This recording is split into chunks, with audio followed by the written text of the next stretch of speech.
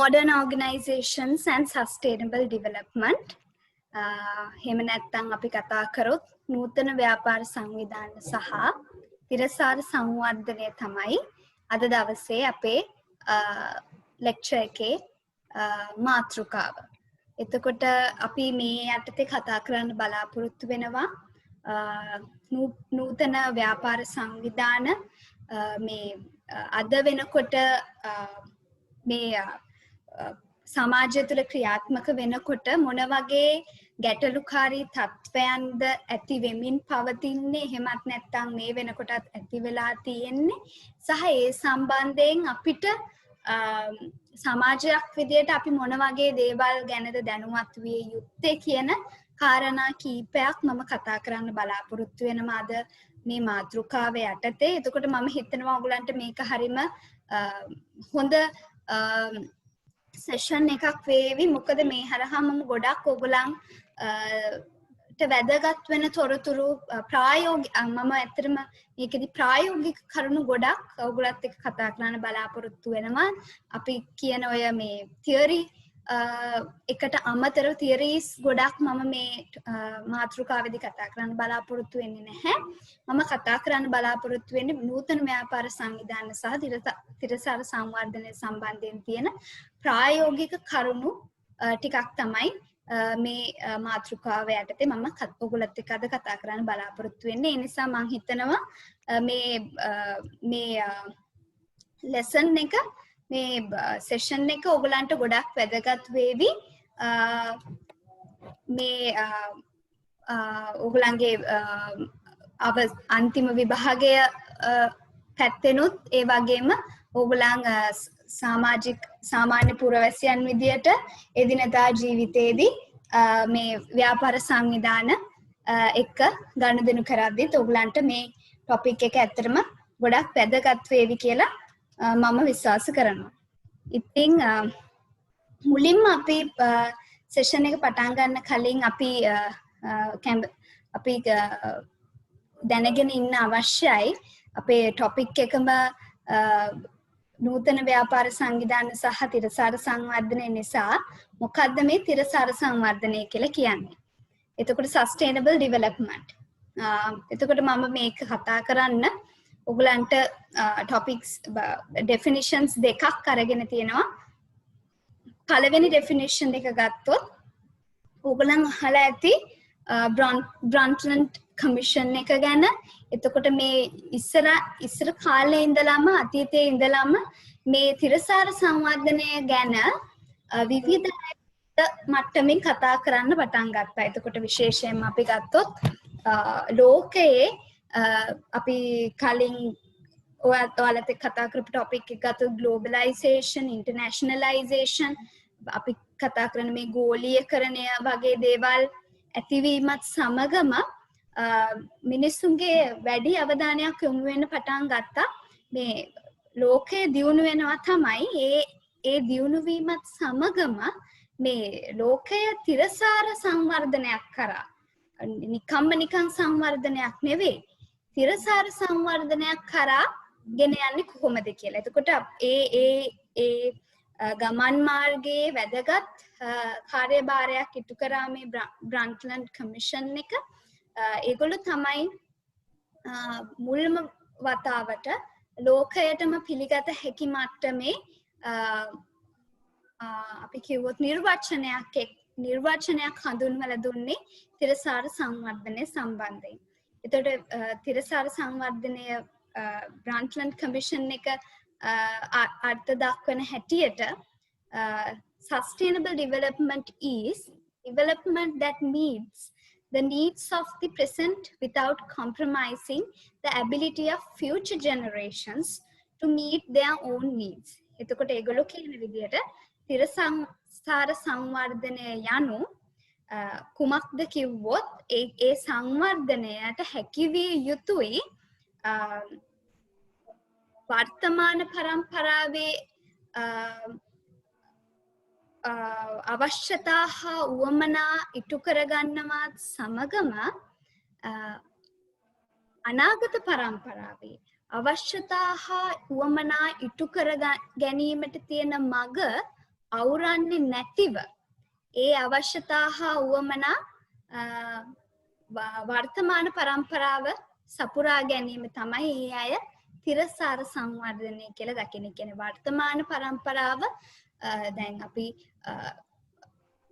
අපිට තියෙන සම්පත් පරිභෝජනයේදී හරි අපිට තියෙන එදිනෙදා කටයුතු සිදු කිරීමේදී හරි අපි වර්තමාන පරම්පරාවට යුතුයකමක් තියෙනවා සහ විශාල වගකීමක් තියෙනවා. ඒවා අනාගත පරම්පරාවටත් ඉතිරි කරලා ඒ අයගේ අවශ්‍යතා හා උවමනා ඉෂ්ට කර ගැනීමට බාධාවක් නොවන විදියට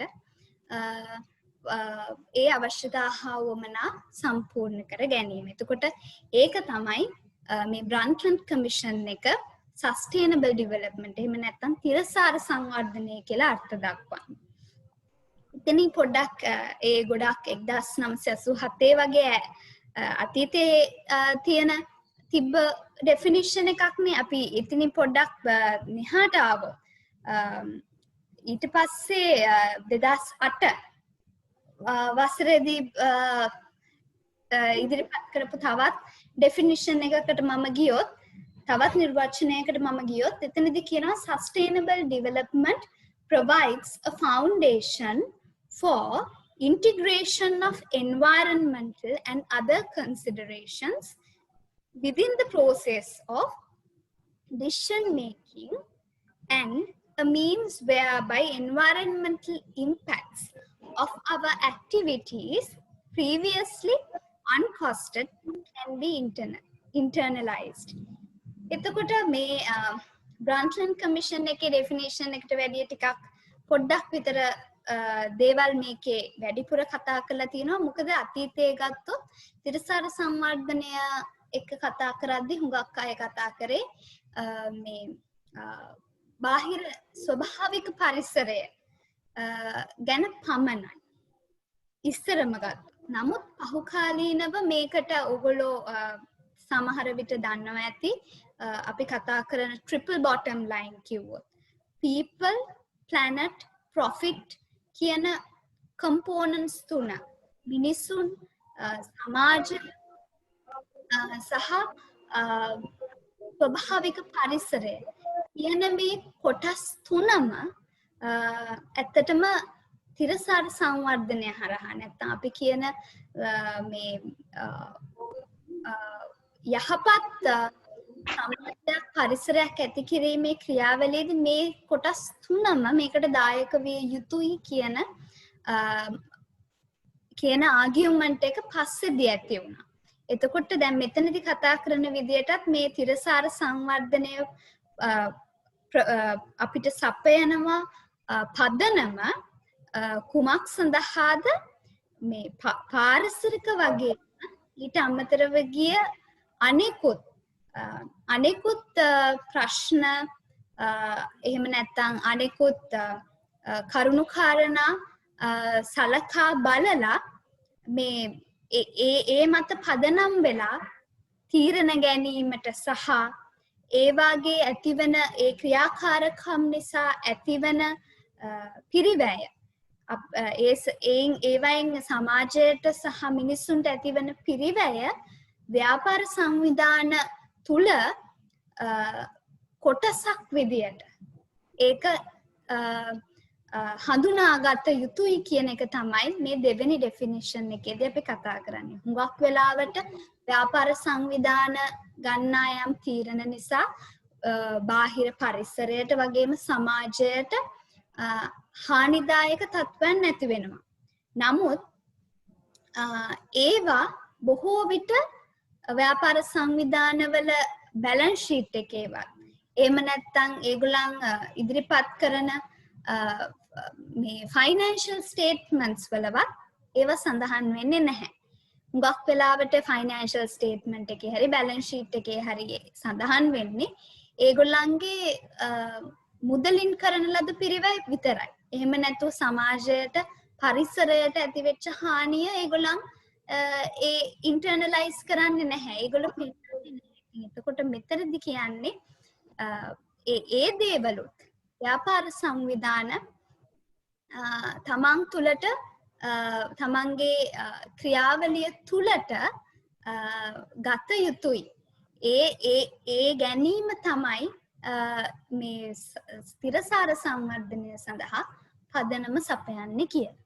එතකොට මේ ඩෙෆිනිෂන්ස් දෙක මත පදනම් වෙලා අපි තව ඉස්සරහට ගියොත් දැන් අපි හැරෙනවා මේ ස්ථිරසාර සංවර්ධනයත් එක්ක බැඳිලා තියෙන ප්‍රායෝගික ගැටලු කිහිපයක් කතා කරන්න. දැන් අද තත්වය ගත්තොත් මේ අද අපි අපිට මුහුණ දෙන්න වෙලා තියෙන තත්වය ගත්තොත් පළවෙනි දේ තමයි අපේ මතකයට එන්නේ COVID-19 වසංගතය. එතකොට දැන් COVID-19 පැන්ඩමික් එක ගත්තොත්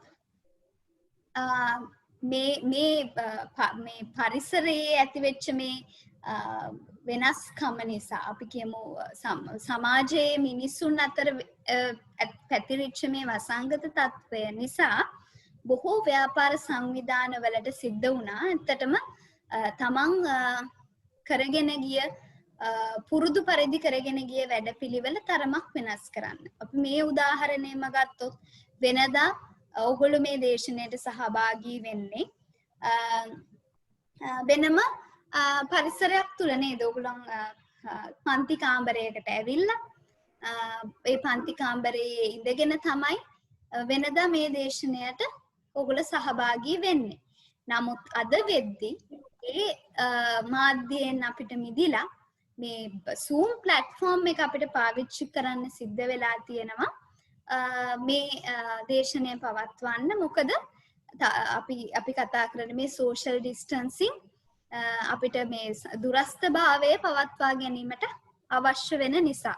ඉතින් එතකොට මේ අද වෙද්දී මේ COVID-19 වගේ වසංගතයක් ගත්තොත් ඒක ඔප්පු කරලා පෙන්නලා තියෙනවා ව්‍යාපාර සංවිධානවලට හෝ කුමන සංවිධානයකටවත් මේ වර්තමානයේ මේ පවත්වාගෙන යන වැඩපිළිවෙල ඒ විදිහටම පවත්වාගෙන යන්න බලාපොරොත්තු වුණොත් ගැටලු ඇති වෙන්නට පුළුවන් කියලා බොහොම පැහැදිලිව ඔප්පු කරලා තියෙනවා. එතකොට ඒ ඇත්තටම ඒ හරහා ව්‍යාපාර සංවිධානවලට සිද්ධ වෙලා තියෙනවා මේ දැනට කරන කටයුතු වලට කටයුතු දැන් කරගෙන යන විදියට වඩා වෙනස් විදියට අපි කිව්වොත් පරිසර හිතවාදී විදියට හිතන්න සහ වැඩ කරන්න යොමු වෙන්න සිද්ධ වෙලා තියෙනවා. එතකොට ගත්තොත් අපි පරිසරවේදීන් ගත්තත් ජර්නලිස්ට්ලා ගත්තත් මේ අය හැමෝම කතා කරනවා දැන් අපේ මේ ආර්ථිකය ගෝලීය ආර්ථිකය ගත්තොත් ගෝලීය ආර්ථිකයේ ප්‍රධාන වශයෙන් මේ ගෝලීය ආර්ථිකය පවත්වාගෙන යන්න මේ පරිසර පද්ධතිය සහ සමාජ පද්ධතිය ලොකු කාර්යභාරයක් ඉටු කරනවා. ඒවායිනුත් ගත්තොත් මේ food, land and ocean use ඒ කියන්නේ ආහාර පාන සකස් කරන විදිය සහ භාවිත පරිභෝජනය කරන විදිය සහ land ඒ කියන්නේ අපේ මේ ඉඩකඩ පවත්වාගෙන යන විදිය සහ භාවිත කරන විදිය සහ ocean සමුද්‍රය අපි ගත්තොත් මේ මුහුද මිනිස්සු පාවිච්චි කරන විදිය ලොකු බලපෑමක් ඇති කරලා තියෙනවා මේ සමාජය සහ සමාජීය ආර්ථික පසුබිමට ලොකු බලපෑමක් ඇති කරලා තියෙනවා මේ ප්‍රධාන සාධක තුන food, land and ocean. මේ ආශ්‍රිතව ඒගොල්ලෝ පරිසරවේදීන් දකින විදියට විශාල රැකියා ප්‍රමාණයක් ලෝකයේ බිහි වෙලා තියෙනවා වගේම මේ food, land and ocean ආහාර ඉඩම් සහ මේ සමුද්‍ර පරිභෝජනය තුළින් පෙරලා මිනිස්සුන්ටත් විශාල බලපෑමක් ඇති කරන්නට පුළුවන් කියලා මේ පරිසරවේදීන් මේ වෙද්දි හොයාගෙන තියෙනවා. එතකොට මේ පද්ධතීන් මේ ප්‍රධාන දේවල් තුනෙහි ඇතිවන බලපෑමක් නිසා ලෝකයේ ජීවත් වෙන ජනගහනයේ 80%කට ආසන්න ප්‍රමාණයකට බලපෑම් ඇති වෙන්න පුළුවන්. දැන් අපි අද උදාහරණයක් විදියට ගත්තොත් ඇත්තටම මේ COVID-19 වසංගතයේ මූලිකවම ඇති උනේ විවිධ මත පළ වෙනවා සත්ව ආහාර හා ඒ නිෂ්පාදන පදනම් කරගෙන කියලා. දැන් ඒ ඇති වෙච්ච බලපෑම අපිට දකින්න පුළුවන් අද මුළු ලෝකයේම ජීවත් වෙන මිනිස්සුන්ට මේක බලපෑම් ඇති කරලා තියෙනවා. ඒ වගේ පරිසරවේදීන් දකින විදිහට මේ food land and ocean use මේ තුනේ භාවිතය ලෝකයට විශාල බලපෑම් දැනට වගේම ඉදිරියේදී ඇති කිරීමේ හැකියාව තියෙනවා කියලා. ඊට පස්සේ ගත්තොත් දැන් ඒ එක්කම අපි කතා කරොත්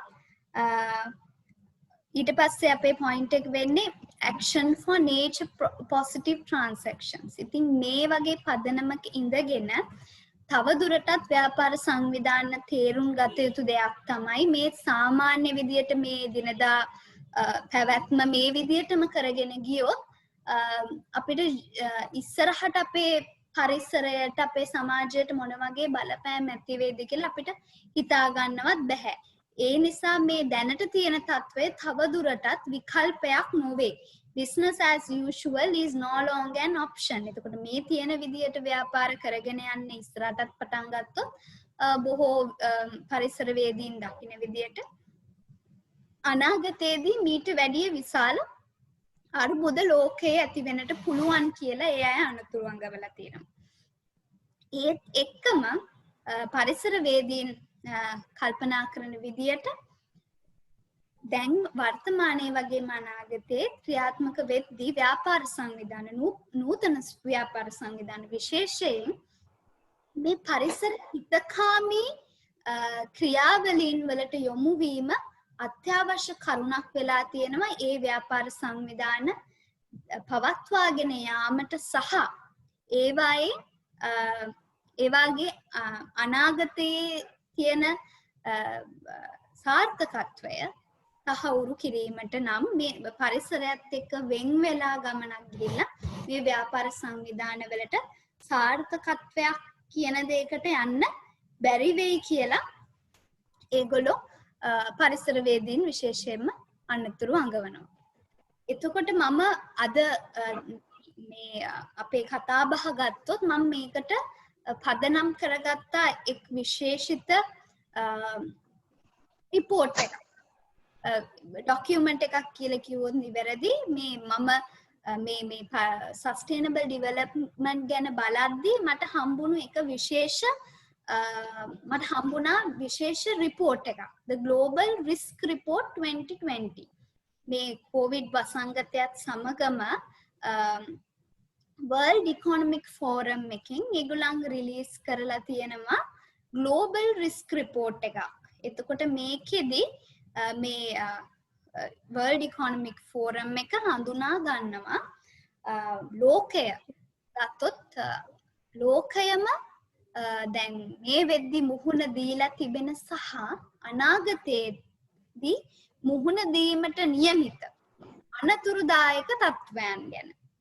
එතකොට ඒ සම්බන්ධයෙන් තමයි මේ රිපෝට් එක පුරාවටම කතා වෙන්නේ. ඉතින් මම අද මගේ ලෙක්චර් එකට මේ රිපෝට් එක මම පදනම් කරගත්තා සහ ඒ හා බැඳුණු කරුණු කීපයක් ගැන ඔයගොල්ලන්ගේ අවධානය යොමු කරන එක මම හිතුවා හරිම කාලෝචිතයි කියලා.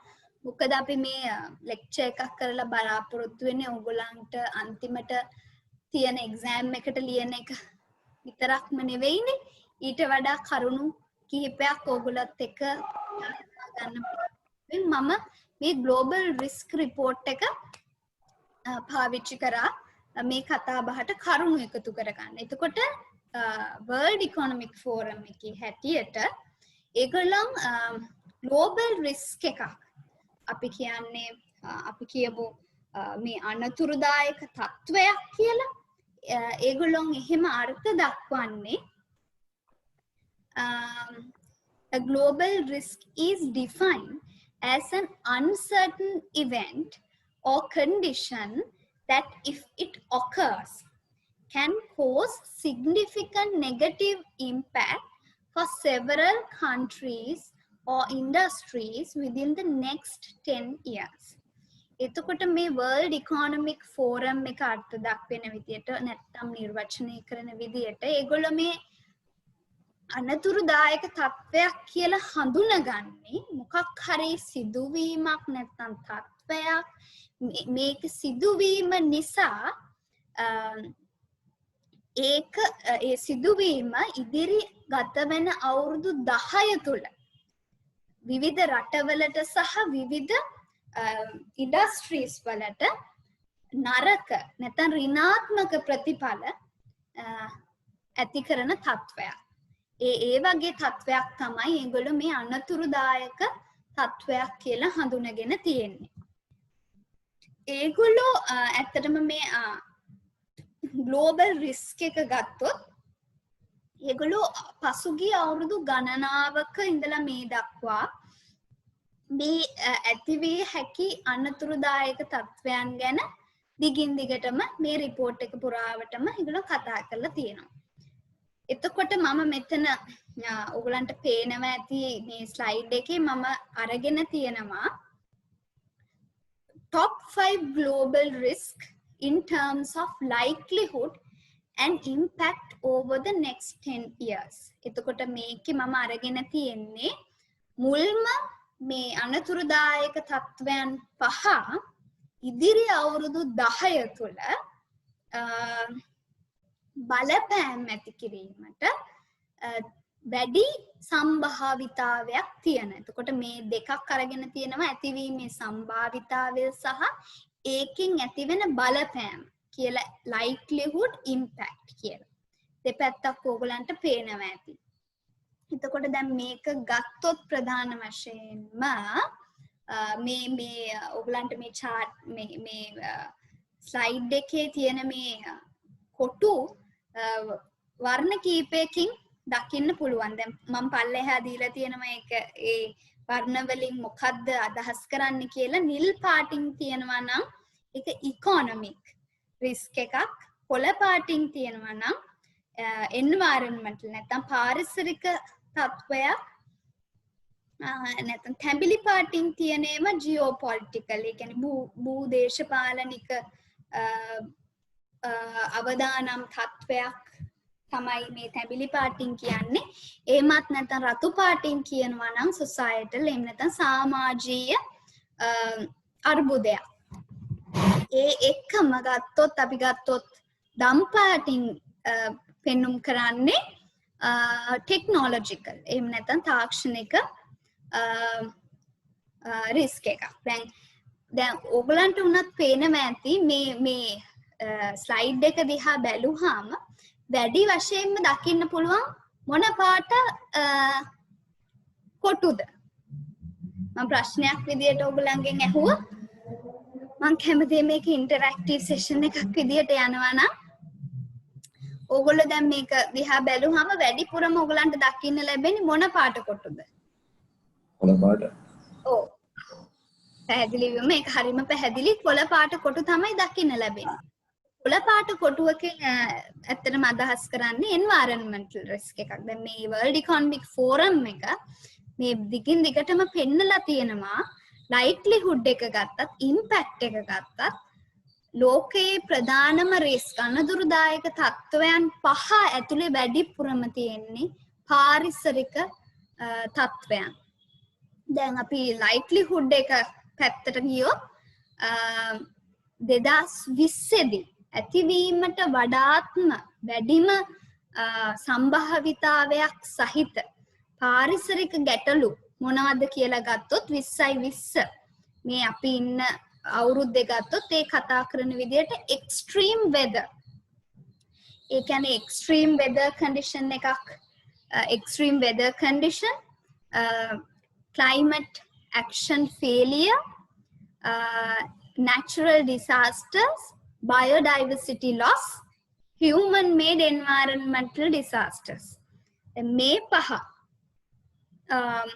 තමයි ඒගොල්ලන් වැඩිම ඇතිවීමේ සම්භාවිතාවය අතින් ගත්තොත් ලොකුම රිස්ක් එකක් තියෙන ඒරියාස් කියලා කතා කරන්නේ. දැන් මම ඊළඟ මගේ කතා බහින් මම මේ එක අරගෙන ඔයගොල්ලත් එක්ක කතා කරන්න සූදානම් වෙනවා. මොනවද මේ ඇත්තටම මේ හරහා මොකද්ද අපි දැනගත යුතු දේවල් මොනවද සහ නූතන ව්‍යාපාර සංවිධාන වලට මොන වගේ බලපෑමක්ද සහ නූතන ව්‍යාපාර සංවිධාන වලින් මොන වගේ බලපෑමක්ද මේ ඇති වෙලා තියෙන නැත්නම් මේ උදා වෙලා තියෙන තත්වයට ලැබිලා තියෙන දායකත්වය කියන. ඉම්පැක්ට් එක ගත්තත් 2020 දී අපිට ඇවිල්ලා තියෙනවා climate action failure, weapons of mass destruction, biodiversity loss, extreme weather, water crisis. මේ ටික තමයි දැන් අපි එතනදිත් water crisis නැත්තම් ජලය පිළිබඳ ඇති වෙලා තියෙන ප්‍රශ්නය ගත්තත් ඒකත් මේකෙදී හඳුනගෙන තියෙන societal risk එකක් විදිහට කියන සමාජය මුණ දෙන risk එකක් විදිහට නමුත් අපි ඒකේ මුල හොයාගෙන ගියොත් ඒකටත් මූලික වෙලා තියෙන මේ පාරිසරික ප්‍රශ්නම තමයි.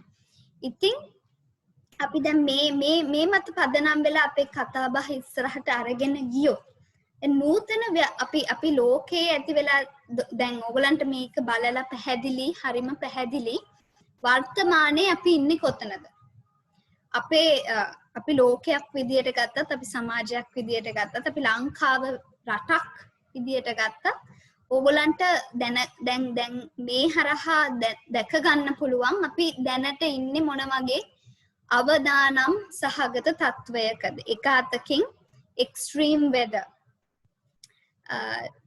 විවිධ රටවල් වල අපි දැකලා තියෙනවා මේ කාලගුණික විපර්යාස ඒ වගේම climate action failure මේ කාලගුණය සම්බන්ධයෙන් නැත්නම් දේශගුණික විපර්යාසයන් වලට විවිධ රටවල් සහ ලෝක බලවතුන් දක්වන ප්‍රතිචාර සහ ඒවා ඒගොල්ලන් ඒ ප්‍රතිචාර ගැනීමේදී සිදුවන ප්‍රශ්න ගැටලු ඊපස්සේ natural disasters පාරිසරික හානි ඊට අමතරව biodiversity losses ඒ මේ දේවල් නිසා පරිසර පද්ධතියේ ඇති වෙලා තියෙන ගැටලුකාරී තත්ත්වයන් ඒ වගේම human made environmental disasters මේ සියල්ලට ඉදිරියෙන් ගිහිල්ලා මිනිස්සු විසින් කරන ලද පාරිසරික විනාශය මේ දේවල් අද ලෝකයේ අපි හොඳටම අත්දකිනවා ඕගොල්ලෝ හිතන විදිහට දැන් මේ සියලු දේවල් වලට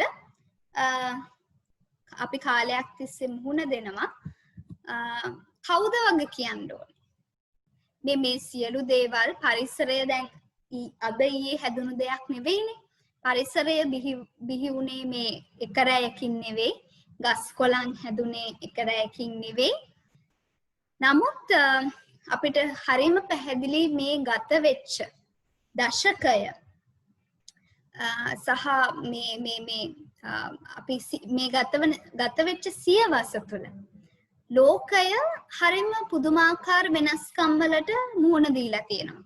පාරිසරික ගැටලු වලට මුහුණ දීලා තියෙනවා. අපි පාරිසරික ගැටලු ගැන කතා කරද්දී මූලික වශයෙන්ම අපි කතා කරන දේ තමයි මේ කාබන් ඩයොක්සයිඩ් එමිෂන් එක.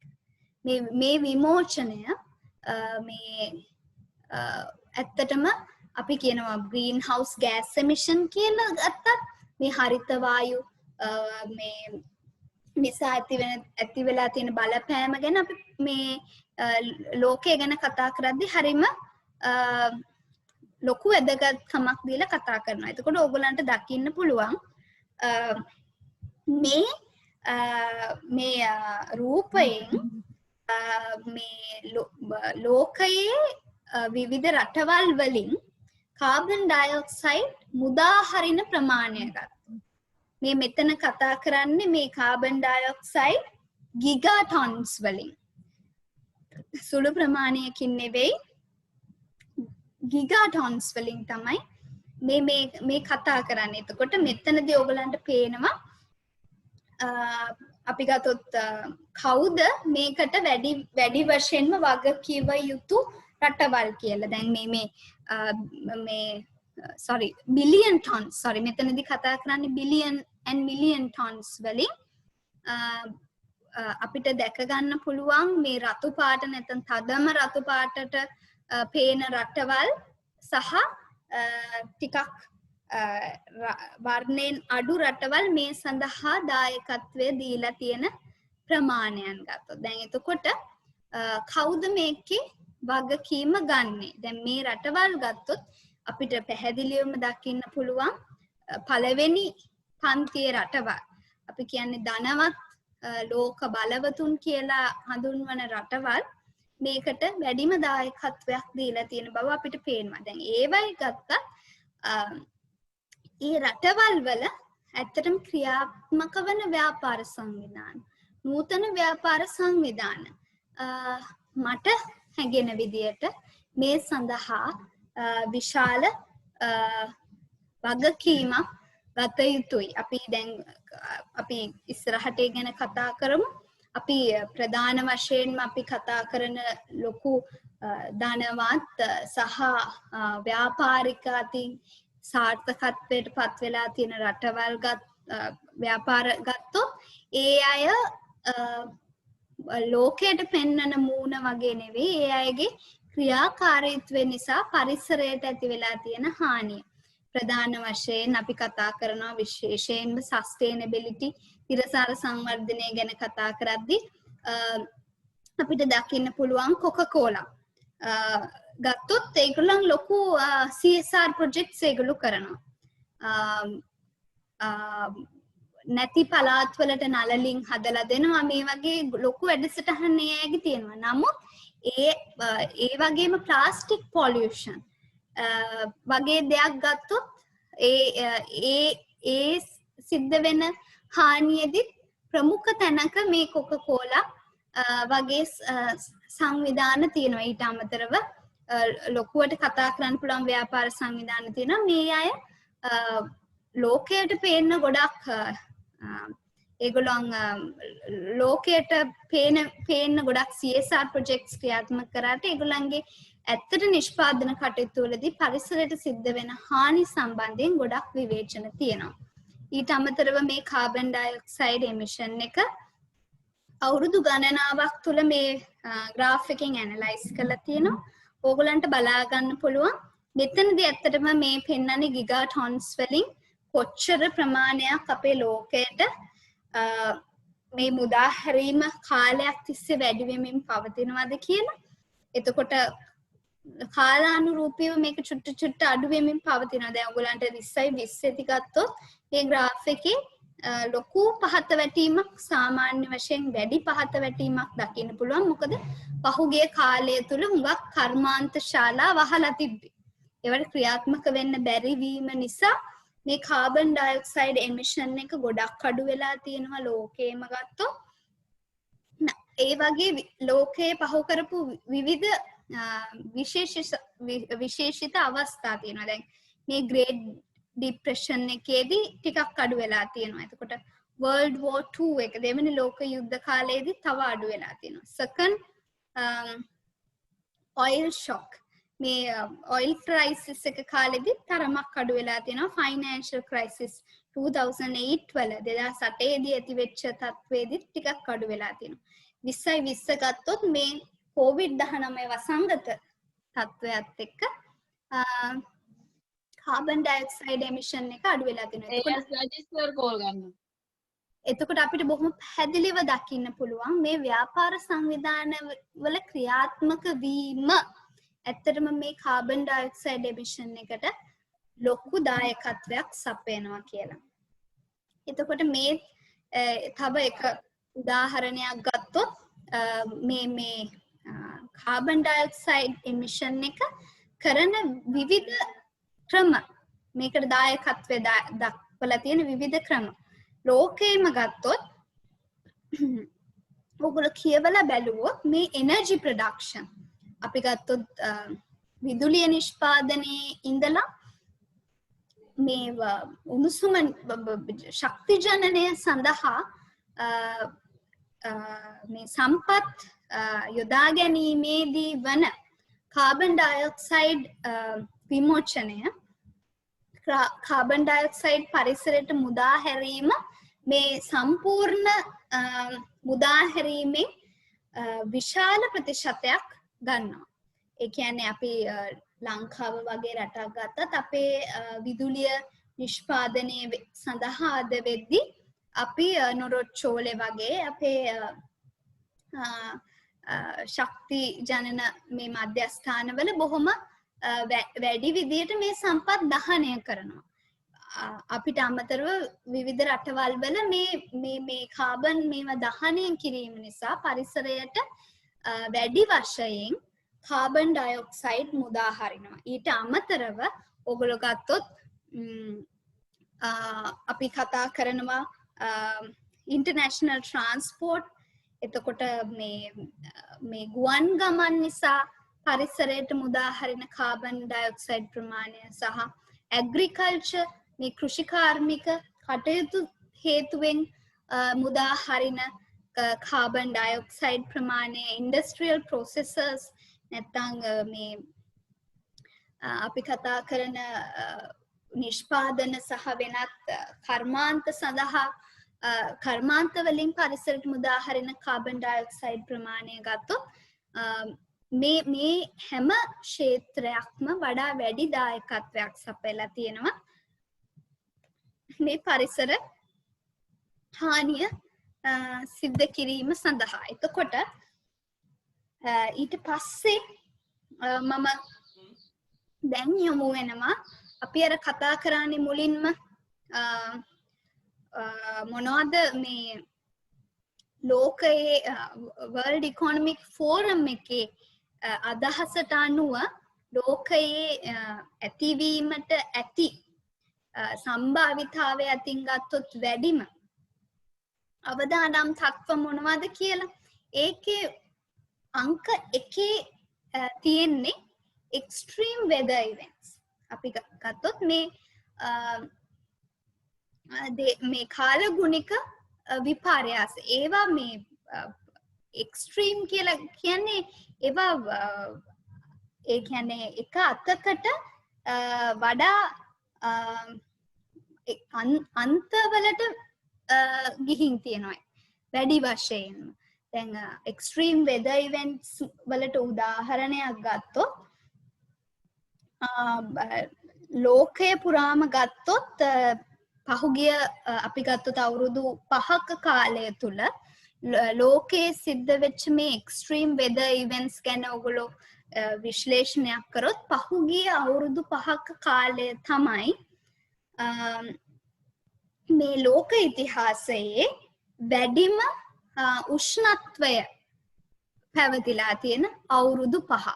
පහුගිය අවුරුදු 5ක කාලය.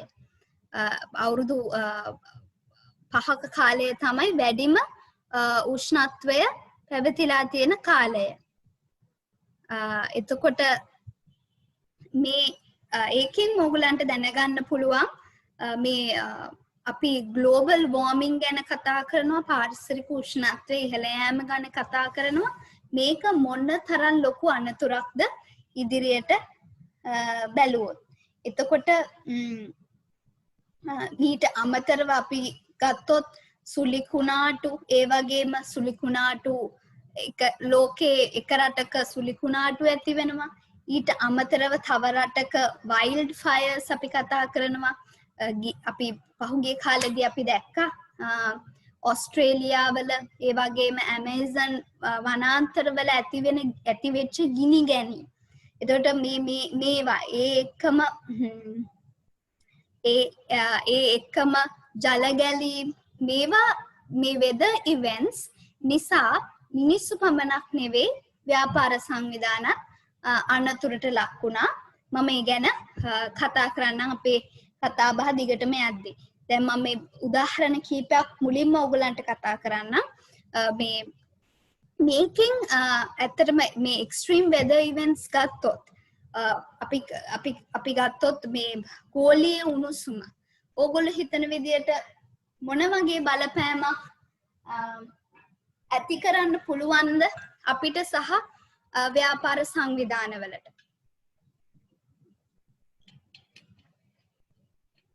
ඕගොල්ලෝ හිතනවාද මේ එක්ස්ට්‍රීම් අපි හිතගත්තොත් ගෝලීය උණුසුම ව්‍යාපාර සංවිධානවලට ඇත්තටම බලපෑමක් ඇති කරන්න පුළුවන්ද? ඕගොල්ලෝ හිතන විදියට. අනිවාර්යෙන්ම ඕ නේද? දැන් අපි ගත්තොත් අපේ පහුගිය අපිට රටක් විදියට එක්ස්පීරියන්ස් එකක් තියෙනවා සුනාමි. අපිට සුනාමි එකක් ආවා. මේ සුනාමි රළ පහර ගත්තොත් මේ රළ පහරක ආපු උස කොච්චරද? කාට හරි මතකයක් තියෙනවා නම් මේකෙන් බලපෑමකට ලක්ුණු අයත් සමහර විට මෙතන ඇති. කොච්චර විතර අඩි ගණනක රළ පහරක් දාවේ? 22 feet හරි. ඔව් 15 feet to 25 වගේ අතරේ උස රළ පහරවල් ලංකාවට ආවා.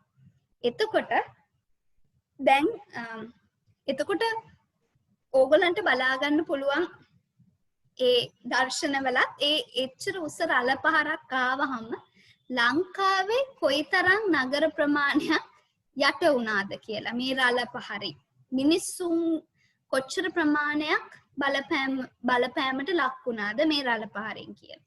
එතකොට මම මේ කතා කරන්නේ එක උදාහරණයක් ග්ලෝබල් වෝර්මින් ගැන. අද වෙද්දී පරිසරවේදීන් අනුමාන කරනවා මේ ලෝකයේ පවතින උෂ්ණත්වය තව දුරටත් සෙල්සියස් අංශක ඇවරේජ් එක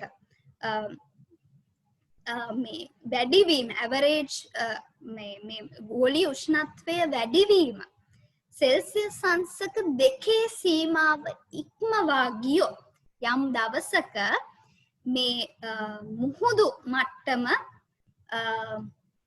අඩි 20කින්වත් මේ දැන් තියෙන ප්‍රමාණයට වඩා අඩි 20කින් අනිවාර්යයෙන්ම ඉහළ යාවි කියලා. මේ පරිසරවේදීන් අනුමාන කරන විදියට. එතකොට මම කැමති ඒක මොගලන්ට එක්ක ෂෙයා කරන්න. දැන් අපි හිතමු අඩි 20කින් මේ මුහුදු මට්ටම ඉහළ ගියොත් ඒගොල්ලෝ අනුමාන කරනවා මෙන්න මේ නගර වතුරෙන් යට වෙයි කියලා. 11 sinking cities that are in danger of disappearing. එතකොට මේ ඉන්දුනීසියාවල ජකාර්තා ගත්තොත් ඒගොල්ලන්ගේ ප්‍රධාන නගරය. එතකොට ඒ නගරය වතුරෙන් යට වෙයි කියලා අනුමාන කරනවා. එතකොට නයිජීරියාවල ලාගෝස්, එතකොට ටෙක්සස්, බංග්ලාදේශ් වල ඩැකා, වෙනීස්, එතකොට මේ වර්ජිනියා බීච් එක, බැංකොක් තායිලන්ඩ් වල, එතකොට මේ ඇලෙක්සැන්ඩ්‍රියා, මියාමි, ෆ්ලොරිඩා වල මේ නගර සියල්ල වතුරෙන් යට වෙයි කියලා අනුමාන කරනවා මේ ගෝලීය උෂ්ණත්වය මේ විදියටම පැවතුණොත්. සහ ඕගොල්ලෝ මම මේ කාලය තිබුණොත් මම ඕගොල්ලන්ට පෙන්නන්නම් අපේ රටේ නගර. මම දන්නේ නැහැ මගේ කාලය මේකට මට ඇති වෙයිද කියලා. පැය 2ක කාලයකට මේක සීමා කරන්න වෙලා තියෙන නිසා මට වෙලාව ඉතුරුනොත් මම ඕගොල්ලන්ට ගිහින් පෙන්නන්නම් ලෝක දත්තවලට අනුව මේ ගෝලීය උෂ්ණත්වය ඒ විදියට වැඩි වෙලා සෙල්සියස් අංශක 2 සීමාව පැන්නොත් ඕගොල්ලෝ ඉන්න නගර කීයෙන් කීයක් වතුරෙන් යට වෙයිද කියලා. ඕගොල්ලෝ ජීවත් වෙන නගර. හරිද?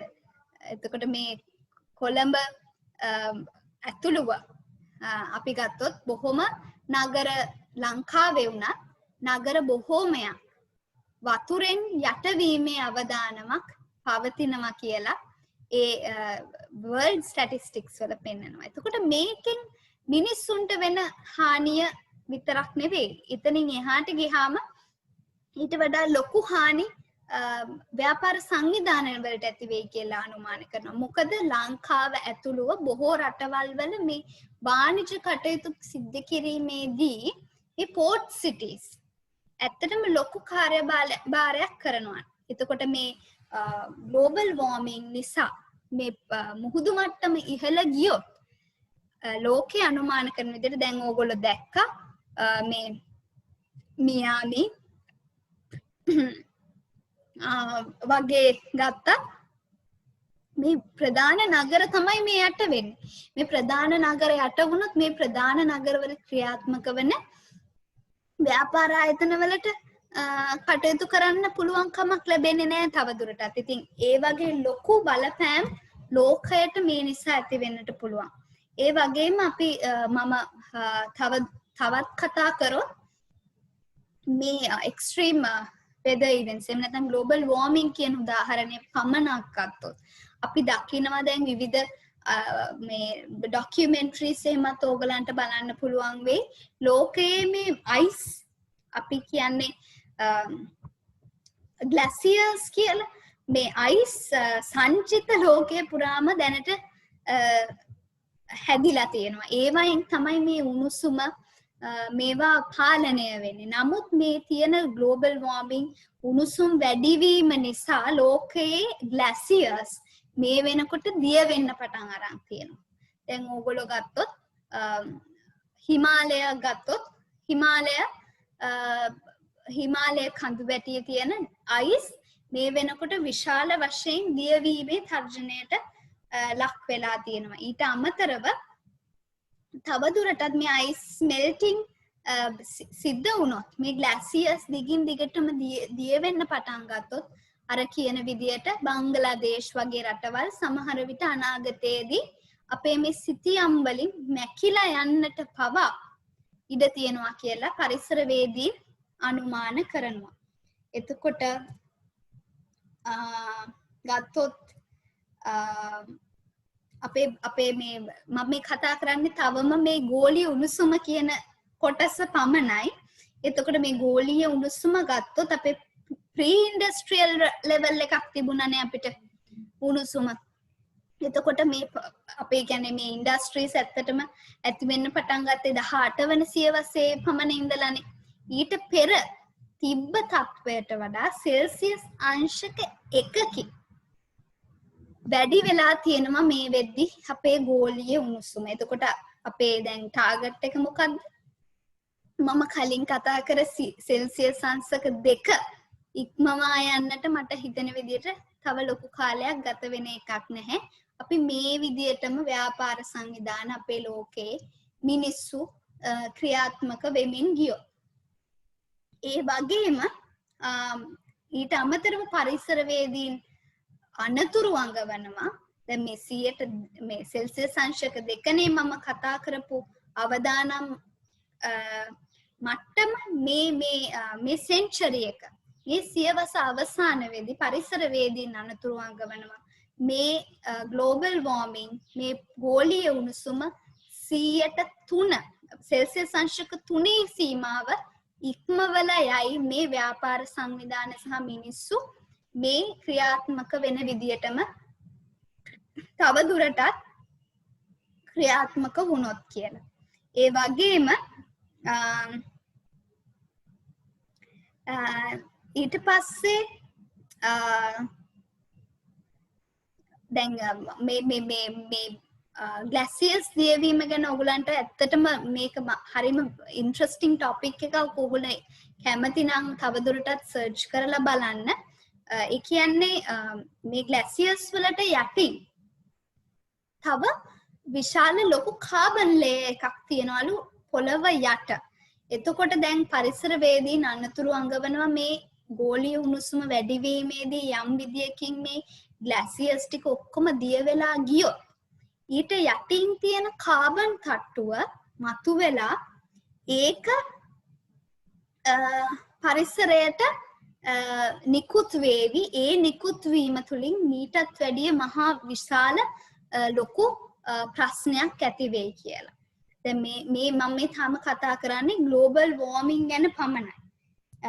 ඊට අමතරව මේ එක්ස්ට්‍රීම් වෙදර් කන්ඩිෂන්ස් නිසා නැත්නම් මේ පාරිසරික විපර්යාසයන් නිසා විවිධ ප්‍රශ්න ලෝකයට ඇති වෙන්න පුළුවන්. මේ එක්කම බොහෝ අපි හඳුනාගෙන අපි අතර ඉන්න වඳ වී යාමේ තර්ජනයට ලක් වෙලා තියෙන ජීවීන් කොටස් ලෝකයෙන් බොහෝ දෙනෙක් නැති වෙයයි.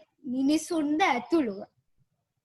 එතකොට මේකෙන් ගත්තොත් සමාජීය වශයෙන් බලපෑම ගත්තොත් මේකෙන් පරිසරවේදීන් අනතුරු ඇඟවන විදියට හුඟක් විට දරුවන්ට සහ කාන්තාවන් විශේෂයෙන්ම මේකේ දැඩි බලපෑමකට ලක් වේ මේ ග්ලෝබල් ක්ලයිමේට් චේන්ජ් වල එහෙම නැත්නම් පාරිසරික විපර්යාසයන් වල.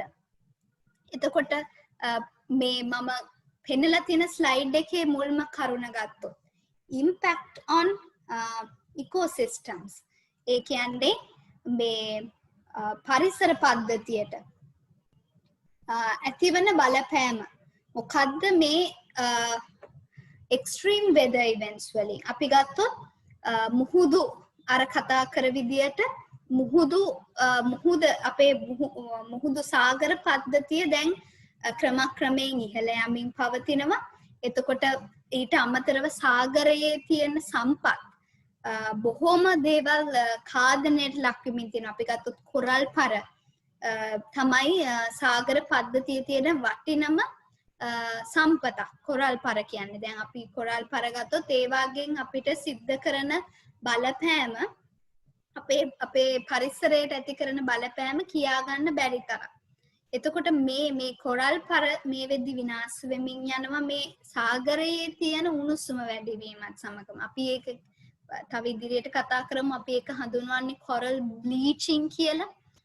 කොරල් බ්ලීචින් කියලා අපි ඒ කියන්නේ උණුසුම වැඩිවීමත් එක්කම මේ සාගරයේ තියෙන කොරල් පර ඒ උණුසුමට ඔරොත්තු දෙන්නේ නැතිව ඒ වගේ තියෙන අපි කියන්නේ ඇල්ගී වගේ ශාක මැරිලා ගිහිල්ලා කාලයත් එක්කම මේ කොරල් පර මැරිලා යනවා. මේ උණුසුමට ඔරොත්තු දෙන්න බැරුව. ඉතින් මේ කොරල් බ්ලීචින් කියලා අපි කියන්නේ එතකොට මේ සාගර පද්ධතිය විනාශ වෙමින් යනවා මේ වෙද්දි. ග්ලැසියර්ස් දිය වෙමින් යනවා. ඊට අමතරව දැන් අපි කතා කරනවානේ හුඟක් වෙලාවට ඩිවෙලොප්මන්ට් ගැන කතා කරද්දී මේ අර්බනයිසේෂන් ඒ කියන්නේ මේ නාගරීකරණයත් එක්ක මිනිස්සු බොහෝ වෙලාවට පරිභෝජන රටාවන් තමන්ගේ වෙනස් කරගෙන තියෙනවා. දැන් අපි අද ගත්තොත් ඉස්සර අපි පරිභෝජනය කර විදියට වඩා අද පරිභෝජනය කරන විදිය මිනිස්සුන්ගේ ගොඩක් වෙනස්. අපි අද බඩුවක් ගන්න පොළට යනවට වැඩිය බඩුවක් ගන්න හුඟක් වෙලාවට ෆුඩ් සිටි එකකට යන සම්භාවිතාවය වැඩි. මම හිතනවා මම නිවැරදි කියලා නාගරිකව ජීවත් වෙන බොහෝ දෙනා. එතකොට මේ හරහා මිනිස්සු පුරුදු වෙලා තියෙන පරිභෝජන රටාව. ඒ කියන්නේ ෆුඩ් සිටි එකකට ගියාම මිනිස්සු තමන්ට අවශ්‍ය දේ, තමන්ට අනවශ්‍ය දේ මේ සියල්ල ගන්න නැඹුරුවක් වෙලා තියෙනවා. ඒ කියන්නේ අද මිනිස්සු පරිභෝජනය කරන්නේ තමන්ට අවශ්‍ය ප්‍රමාණයටම පමණක් නෙවෙයි. අපි කතා කරනවා කන්සියුමරිසම් මේ පරිභෝජන රටාව මිනිස්සු අධි පරිභෝජනයට යොමු වෙලා තියෙනවා. ඒත් එක්කම මේ පරිසරයට ඇති වෙලා තියෙන බලපෑම ක්‍රමයෙන් එන්න වැඩි වෙනවා. ඊට අමතරව අපි ගත්තොත් food and water crisis ඊළඟ කාරණේ අපි ගත්තොත් අපේ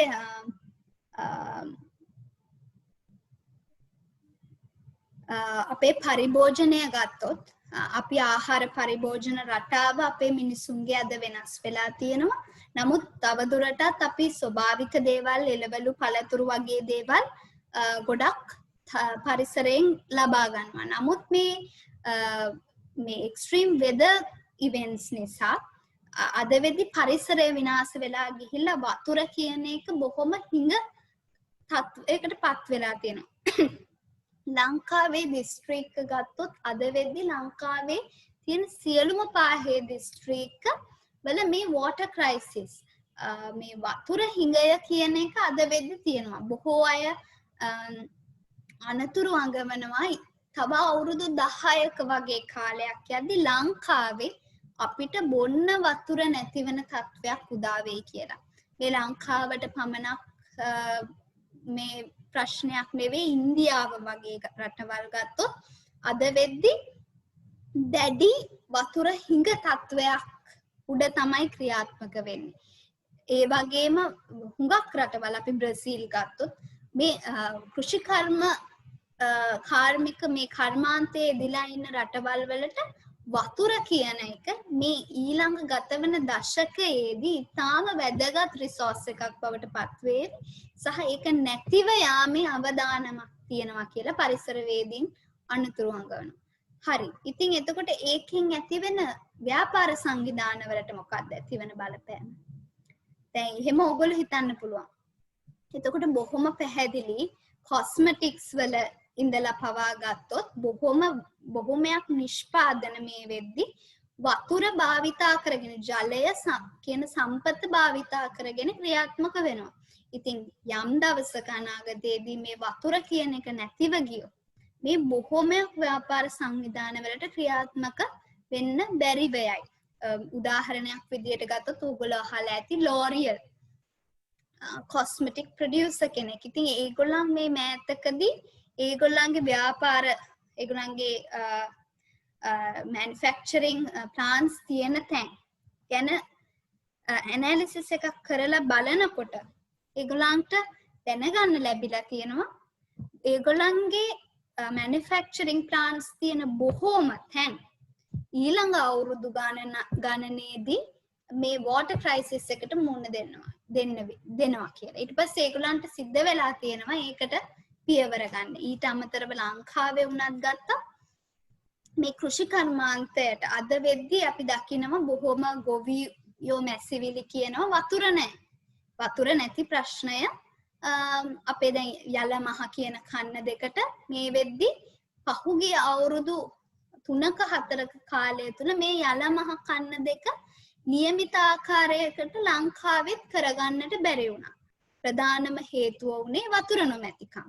ඉතින් මේ ලංකාව පමණක් නෙවෙයි ලෝකයේ ගත්තත් අනාගතයේදී මේ වෝටර් ක්‍රයිසිස් එක නිසා නැත්නම් මේ වතුර හිඟවීම නිසා ආහාර අර්බුදයකට යෑමේ ලොකු විශාල අවදානමක් තියෙනවා. ඊට අමතරව මේ ෆුඩ් ප්‍රොඩක්ෂන් කියලා ගත්තොත් සත්ව නිෂ්පාදන නැත්නම් සත්ව පාලනය ගත්තොත් මේකෙනුත් විශාල පරිසර බලපෑමක් තියෙනවා. මොකද අපි කතා කරන්නේ මේ අපි වගා කරනවා කියලා කියනවා දැන් සතුන් මේ වගා කිරීමේදී මේ අපි ඒකේ විද්‍යාත්මක පසුබිම ගත්තොත් මේ ශිරපායි මේ සතුන්ගේ බඩවැල් වල ආශ්‍රිතව තමයි මේ මීතේන් කියන වායුව නිෂ්පාදනය වෙනවා සහ ඒ පරිසරයට මුදා හැරෙනවා. දැන් මේ විශාල වශයෙන් ගොවිපළවල් ලෝකේ පවත්වාගෙන යාම නිසා අද වෙද්දි මේක ලොකු පාරිසරික ගැටලුවක් බවට පත් වෙලා තියෙනවා. මොකද මේ සතුන්ගෙන් පරිසරයට මුදා හැරෙන බැහැර කෙරෙන විස වගේම මේ සතුන්ට කන්න දෙන්න, මේ සතුන්ට බොන්න දෙන්න, මේ සතුන්ව නඩත්තුව සඳහා වැය කරන සම්පත් ඇත්තටම ලොකු පිරිවැයක් මේ ව්‍යාපාර වලට වගේම පරිසරයටත් ඇති කරනවා. ඉතින් මේ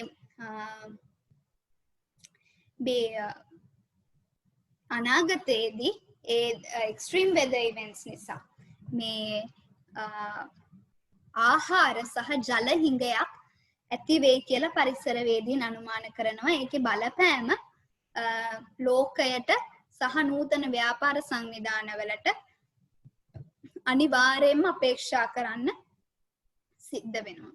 ඊට අමතරව අපි ගත්ත ඊළඟ පොයින්ට් එක මයිග්‍රේෂන්. දැන් අපි රටවල් ගත්තොත් 2008 ඉඳලා 2016 දක්වා මිලියන 20කට ආසන්න මිනිස්සු ප්‍රමාණයක් මේ කාලගුණික දේශගුණික විපර්යාසයන් නිසා World Economic Forum එක අනතුරු හොයාගෙන තියෙන විදිහට ඒගොල්ලන් පෙන්වුම් කරන විදිහට මිලියන 20කට ආසන්න ප්‍රමාණයක් අවතැන් වෙලා තියෙනවා මේ ගම් වතුර සහ වයිල්ඩ් ෆයර්ස් නැත්තම් මේ අපි කතා කරන හීට් වේව්ස් ගත්තත් ඕගලන්ට අහන්න ලැබුණා පහුගිය කාලෙදී ඕස්ට්‍රේලියාවේ මොන වගේ දරුණු තත්ත්වයක්ද ඇති වුණේ කියලා ඊට අමතරව ඇමේසන් වැසි වනාන්තරවල ඉතින් මේ තත්ත්වයන් නිසා 2008 ඉඳලා 2016 දක්වා මේ World Economic Forum එක ගණන් බලලා තියෙන විදිහට මිලියන 20කට ආසන්න ප්‍රමාණයකට තමන්ගේ උන් හිටි තැන් අහිමි වෙලා තියෙනවා. එතකොට මේ නිසා අනතුරු අඟවන විදිහට මුහුදු මාර්ග වලින් නැත්තම් අනිකුත් මාර්ග වලින් මිනිස්සු වෙන රටවල් වලට සංක්‍රමණය වීම වැඩි වෙලා තියෙනවා සහ මේ තත්ත්වය දිගටම පැවතුණු මේ සංක්‍රමණය වීම තවදුරටත් වැඩි වෙයි කියලා පරිසරවේදීන් අනතුරු අඟවලා තියෙනවා. ඊට අමතරව මේ ජියෝපොලිටිකල් ටෙන්ෂන් භූදේශපාලනික අසහනකාරී තත්ත්වය. දැන් මේ මොනවද? ඒ කියන්නේ දැන් අපි ග්ලෝබල් වෝර්මින් පදනම් කරගෙන කතා කරොත් පරිසරවේදීන් බලාපොරොත්තු වෙනවා අනාගතයේදී මුහුදු මට්ටම් ඉහළ යයි කියලා. එතකොට මේ මුහුදු මට්ටම් ඉහළ යාම නිසා ඒගොල්ලෝ බලාපොරොත්තු වෙනවා අලුත් මුහුදු මාර්ග ඇති වෙයි කියලා. මේ දැනට අපේ ලෝක සිතියම ගත්තොත් අපේ තියෙනවානේ මුහුදු මාර්ග. දැන් ලංකාව ගත්තොත් ඒකේ මුහුදු මාර්ගවල සේදමාවතේ හරිම කේන්ද්‍රස්ථානයක තමයි අපි තියෙන්නේ. ඕගොල්ලෝ මේ ඊයේ එහෙම නිවුස් බැලුවා නම් මම ප්‍රශ්නයක් විදිහට අහුවොත් මේ මුහුදු මාර්ග සම්බන්ධයෙන් මේ නාවක කටයුතු ගැන සම්බන්ධයෙන් මේ ඊයේ නිවුස් වල වැදගත් කතා බහක් තිබුණා. මොකද්ද ඒ? මම ඔයගොල්ලන්ගේ නිකන් දැනගන්න ඇහුවොත් මේක මීට කාලයකට පෙර විවිධ විදිහට කතා කරපු මාතෘකාවක් වරායවල් සම්බන්ධයෙන් කවුරු හරි කෙනෙක් ඉන්නවාද ඒ සම්බන්ධයෙන් දැනුවත් වෙච්ච කෙනෙක්? මුහුදු මාර්ග හා වරාය සම්බන්ධයෙන් විශේෂ තොරතුරු කිහිපයක් මේ මෑතක ප්‍රවෘත්තිවල කතා බහට ලක් වුණා. ඔව් ඉන්දියාව හරහා මේ අලුතෙන් පෝට් සිටි එකක් හදන්න. හරියට හරි. එතකොට දැන් ඔයගලන් දකින්න ඇති මේ මුහුදු මාර්ගවල තියෙන වැදගත්කම. දැන් එතකොට ලංකාවේ අපේ අය කියන විදිහට ලංකාව ක්‍රියාත්මක වුණේ නැත්තම් ලංකාවට එන බොහෝ නැව් මේ ඉන්දියාවේ භූපතේ හදන බරායට යාවි කියලා අනුමාන කරනවා. මේ මුහුදු මාර්ගවල තියෙන වැදගත්කම. ඊට අමතරව එතනින් අපි පොඩ්ඩක් එහාට ගියොත් ඕගොල්ලන් එක්ක මම කතා කරලා නැතුවද සමහර විට තියෙනවද මට මතක නැහැ. ක්‍රා කැනල් එක. ක්‍රා ඇල මේ ඉන්දුනීසියාව මේ හරහා තායිලන්ඩ් වලට සම්බන්ධව මේ හදන්න තියෙන ක්‍රා ඇල අපි දන්නවා අපි ඉස්සර ඉඳලා මේ ඉගෙනගෙන තියෙනවා මේ මලක්කා සමුද්‍ර සංධිය මලක්කා ස්ට්‍රේට් එක මේ මුහුදු මාර්ගවල හරි වැදගත් සමුද්‍ර සංධියක්. එතකොට මේ ක්‍රා ඇල නිර්මාණය කිරීමෙන් මේකට ඇති වෙන බලපෑම වගේ දේවල් දැන් එතකොට මේ මුහුදු මාර්ග හරි වැදගත්නේ. දැන් ඉස්සරහට මේ සමුද්‍ර මුහුදු මට්ටම වැඩි වීම නිසා මේ පරිසරවේදීන් අනතුරු අඟවනවා අලුත් මුහුදු මාර්ග නිර්මාණය වෙයි කියලා ලෝක සිතියමයි. එතකොට මේ අලුත් මුහුදු මාර්ග නිර්මාණය වීමේදී මේවා හරහා ගමන් කරනකොට මේවායේ අයිතිවාසිකම් කියන්න බොහෝ රටවල් අපි ගත්තොත් මේ වෙද්දී චීනය, ඉන්දියාව මේ වගේ රටවල් මේ වගේ අයිතිවාසිකම් කියන්න මේවා පාවිච්චි කරන්න. එතකොට අපි ගත්තොත් අපි මොනවාද ෆිෂිං වෝටර්ස් අපි කියන්නේ අපේ මසුන් දඩයම් කරන සීමාවන් ලකුණු කරගන්න මේවට බොහොම ලොකු ප්‍රශ්න ඉස්සරහදී රටවල් අතර ඇති වෙයි කියලා පරිසරවේදීන් අනුමාන කරනවා. එතකොට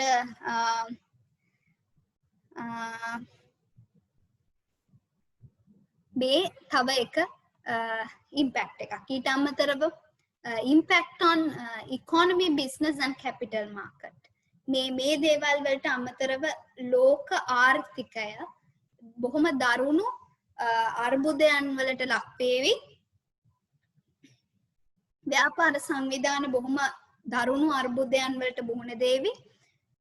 කැපිටල් මාකට් ප්‍රාග්ධන වෙළඳපොළ විශේෂයෙන්ම ලොකු ගැටලුකාරී තත්ත්වයන් වලට මුහුණ දෙයි කියලා පරිසරවේදීන් අනතුරු අඟවනවා. මොකද හේතුව දැන් අපි ලෝක ආර්ථිකය ගත්තොත් මේ World Economic Forum එක මේ රිපෝට් එකට අනුව ඒගොල්ලෝ ගණන් හදලා තියෙන ප්‍රමාණය ගත්තොත් මේ natural disasters නිසා මේ ස්වභාවික විපත් නැත්නම් ආපදා හේතුවෙන් 2018 වර්ෂය විතරක් ගත්තොත් 2018 වර්ෂයේදී විතරක් US ඩොලර් මිලියන 165ක් US ඩොලර් මිලියන 165ක ප්‍රමාණයක් ඒගොල්ලෝ කියන විදිහට මේ natural disasters වලින් ස්වභාවික විපත් වලින් හානි වෙලා තියෙනවා. එතකොට ඒගොල්ලන් කියන්නේ දැන් ඕන ව්‍යාපාරයක් ඉන්ෂුවර් කරලා තියෙනවානේ. ඒ කියන්නේ හානියකදී අපිට ඒ මුදල ආපසු ලබා ගන්න පුළුවන්. නමුත් මේ ගණන් වලට අනුව මේ වෙච්ච හානියෙන් 50%ක්වත් ඉන්ෂුවර් කරලා නැහැ. ඒවා ඔක්කොම අන්ඉන්ෂුවර්ඩ්. එතකොට ඒ හරහා බිස්නස් ව්‍යාපාර සංවිධාන වලට 2018 වසරේ විතරක් මහා බරපතල පාඩු සිදු වෙලා තියෙනවා මේ පාරිසරික විනාශයන් හේතුවෙන්. එතකොට ඒගොල්ලෝ ගණන් හදලා බලලා තියෙන විදියට United States වල විතරක් මේ United States වල US වල විතරක් මේ climate related economic damages නිසා 100ට ඒගොල්ලන්ගේ GDP එකෙන් 110ක වගේ ප්‍රමාණයක් අනතුරේ කියලා ඒගොල්ලෝ අනතුරු අඟවලා තියෙනවා මේ US වල විතරක්. ඊට අමතරව ගත්තොත් ලෝකේ පුරාම ගත්තොත් ලෝකයේ තියෙන විශාලතම ව්‍යාපාර සංවිධාන වලින් ව්‍යාපාර සංවිධාන 200කට වැඩි පිරිසක් මේ ව්‍යාපාර සංවිධාන 200කට වැඩි පිරිසක් ඉහළ පෙළේ තියෙන ඒගොල්ලන්ට වැඩි හානි සිද්ධ වෙලා තියෙනවා සහ මේ climate extreme weather events නිසා. එතකොට මේක ගත්තොත් අපි ව්‍යාපාර සංවිධාන වලටත් මේකෙන් ඇති වෙන පාඩුව මෙච්චරයි කියලා අපිට ගණන් කරන්න බෑ. ඊට අමතරව මේ ප්‍රාග්ධන වෙළඳපළ මේ හරහා බරපතල ලෙස කඩාවැටීමකට ලක් වේ හැකි කියලා අනතුරු අඟවනවා මේ පරිසරවේදී. ඊට අමතරව ගත්තොත් අන්තිම point එක මගේ trade, labor and supply chain disruptions. ලෝකයේ මේ අපි ගත්තොත් වාණිජ්‍ය ශ්‍රමික සහ මේ supply chain එක අපි කියන්නේ මේ සියලුම මේ ව්‍යාපාර සංවිධාන ක්‍රියාත්මක වෙන්නේ supply chain සරහානේ. ඒගොල්ලන්ගේ අමුද්‍රව්‍ය සපයා ගැනීම, ඒවා බෙදා හැරීම, මේවා සියල්ල මේ නිසා ගැටලුකාරී තත්වයකට මුහුණ දෙන්නට වෙයි කියලා බොහෝ පරිසරවේදීන් අනතුරු අඟවනවා. දැන් අද වෙද්දී අපි කතා කරොත් ප්‍රධාන වශයෙන්ම මේ කෘෂි කාර්මික කටයුතු වල නිරත වෙන රටවල් මේ extreme weather events නිසා බලපෑමකට ලක්වීම නිසා ඒ අයට හරියාකාරව තමන්ගේ කටයුතු කරගෙන යන්න බැරි වෙලා තියෙනවා. ඒකට මේ නූතන ව්‍යාපාර සංවිධාන විදියට කොහොමද මේ අය මේකට මුහුණ දෙන්න සූදානමක් මේ අයගේ තියෙනවා. බොහෝ ව්‍යාපාර සංවිධානවලට එහෙම සූදානමක් මේ වෙද්දි අද වෙද්දි නැහැ. එතකොට අපි උදාහරණයක් ගත්තොත් මේ අපි කතා කරනවා ඉන්ෆර්මේෂන් ටෙක්නොලොජි. තොරතුරු තාක්ෂණයේ දියුණුවත් සමගම මේවා ව්‍යාපාර සංවිධාන වලට කොහොමද යොදා ගන්න පුළුවන්? මේවා ව්‍යාපාර සංවිධාන වලට බද්ධ කරගන්න පුළුවන් කොයි ආකාරයෙන්ද? මේවා ගැන නූතන ව්‍යාපාර සංවිධාන අද වෙද්දි තරමක් කතා කරන්න පටන් අරගෙන තියෙන. උදාහරණයක් විදිහට ගත්තොත් ඕගොල්ලන් අහලා ඇති හෝලන්ඩ් කියන රට. අහලා ඇති කියලා මම හිතනවා. හොලන්ඩ් අපි ගත්තොත් නෙදර්ලන්ඩ් කියලා කියනවා. නමුත් මේ හොලන්ඩ් කියන රට ගත්තොත් අද වෙද්දි බොහොම කුඩා වපසරියක් තියෙන රටක්. ලෝකයේ පළතුරු සහ එළවලු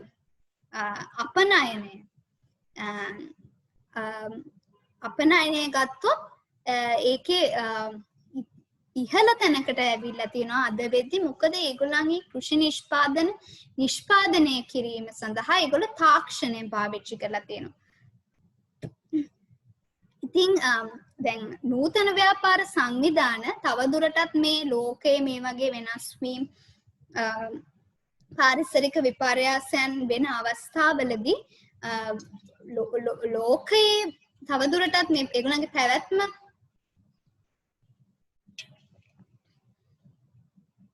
තහවුරු කරන්න නම් මම විශ්වාස කරන විදියට සහ බොහෝ පරිසරවේදීන් විශ්වාස කරන විදියට සම්පත් පරිභෝජනය ගැන සහ ඒකට තාක්ෂණය එකතු කර ගැනීම ගැන මීට වඩා වැඩි අවධානයක් යොමු කළ යුතුයි. ඉතින් හෝලන්ඩ් මම ගත්ත එකට උදාහරණයක් විදියට එළවලු සහ පළතුරු නිෂ්පාදනයේදී මේ රට අද ඉතා ඉහළින් ඉන්නවා. මොකද ඒගොල්ලෝ ඩ්‍රෝන් තාක්ෂණය වගේ තාක්ෂණය පාවිච්චි කරනවා ඒගොල්ලන්ගේ වගා කටයුතු කරන්න. දැන් අපි ගත්තොත් ඉන්දියාව වගේ රටවල් වල පරිසරවේදීන් අනතුරු අඟවන විදියට ඉදිරි දශකයේදී වතුර නැතිව ගියොත් ඒ අයට ඒ රටවල් වල ඉන්න ව්‍යාපාරවලට මේ වගේ විකල්ප සොයා ගන්නට සිද්ධ වෙනවා ඒගොල්ලන්ගේ ව්‍යාපාර ක්‍රියාත්මක කිරීමට නම්. එහෙම නැති වුණොත් ඒ අයට බරපතල ගැටලු වලට අනාගතයේදී මුහුණ දෙන්නට සිද්ධ වෙයි කියලා අපේක්ෂා කරනවා. දැන් අපි ඒ කාරණයෙන් එහාට ගිහිල්ලා ඊළඟ කරුණට ගියොත් failure of climate change mitigation and adaptation. එතකොට දැන් මේ කාලගුණික දේශගුණික විපර්යාසයන් සිද්ධ වෙමින් පවතිනවා. ඒක බොහොම පැහැදිලි. එතකොට ව්‍යාපාර සංවිධාන සහ රටවල් විදියට අපි කුමක්ද කළ යුත්තේ? මේවා මගහරව ගන්න සහ මේවට අනුගත වෙන්න ක්‍රමවේද අපි සොයාගත යුතුයි. නමුත් World Economic Forum එකට අනුව එහෙම මේවා මගහරවා ගන්නවත් මේවට අනුගත වෙන්නවත් අද වෙද්දි ලෝකය සහ බොහෝ ව්‍යාපාර සංවිධාන අසමත් වෙලා තියෙනවා. එතකොට දැන් ඒගොල්ලෝ අනතුරු අඟවන විදියට මේ 2020 කියන අවුරුද්ද සහ එතනින් එහාට එන දශකය බොහොම තීරණාත්මක දශකයක්. නැත්නම් බොහොම තීරණාත්මක කාල පරිච්ඡේදයක් වෙනවා මේ සියලු දේවල් තීරණය කරන්න. මොකද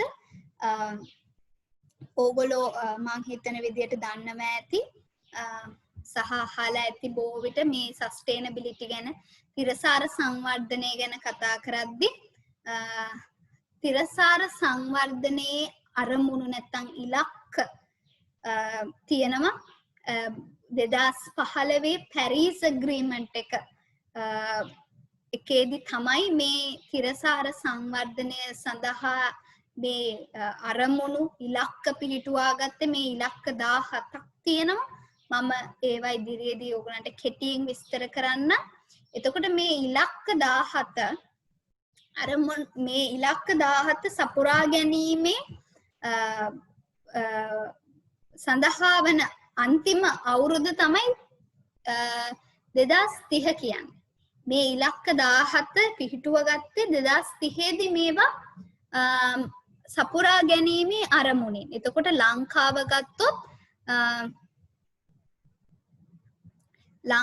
ගත්තොත් මේ අපිත් මේ පැරිස් ඇග්‍රීමන්ට් එකට අස්සන් තබපු රටක්. එතකොට අපිත් මේ පැරිස් ඇග්‍රීමන්ට් එකේදී එකඟ වෙලා තියෙනවා මේ ඉලක්ක අරමුණු සපුර ගන්න. නමුත් මේ වෙද්දි දැන් 2020 වෙද්දි අපිට මට පෙනෙන විදියට මේ වගේ කිසිම දියුණුවක් ලංකාවේ සිද්ධ වෙලා නැහැ. බොහෝ විට මේ ඉලක්ක අරමුණු සපුරා ගැනීමේ බොහොම පසුගාමීවයි අපි ඉන්නේ. අපි රටක් විදියට ගත්තොත්, උදාහරණයක් විදියට ගත්තොත්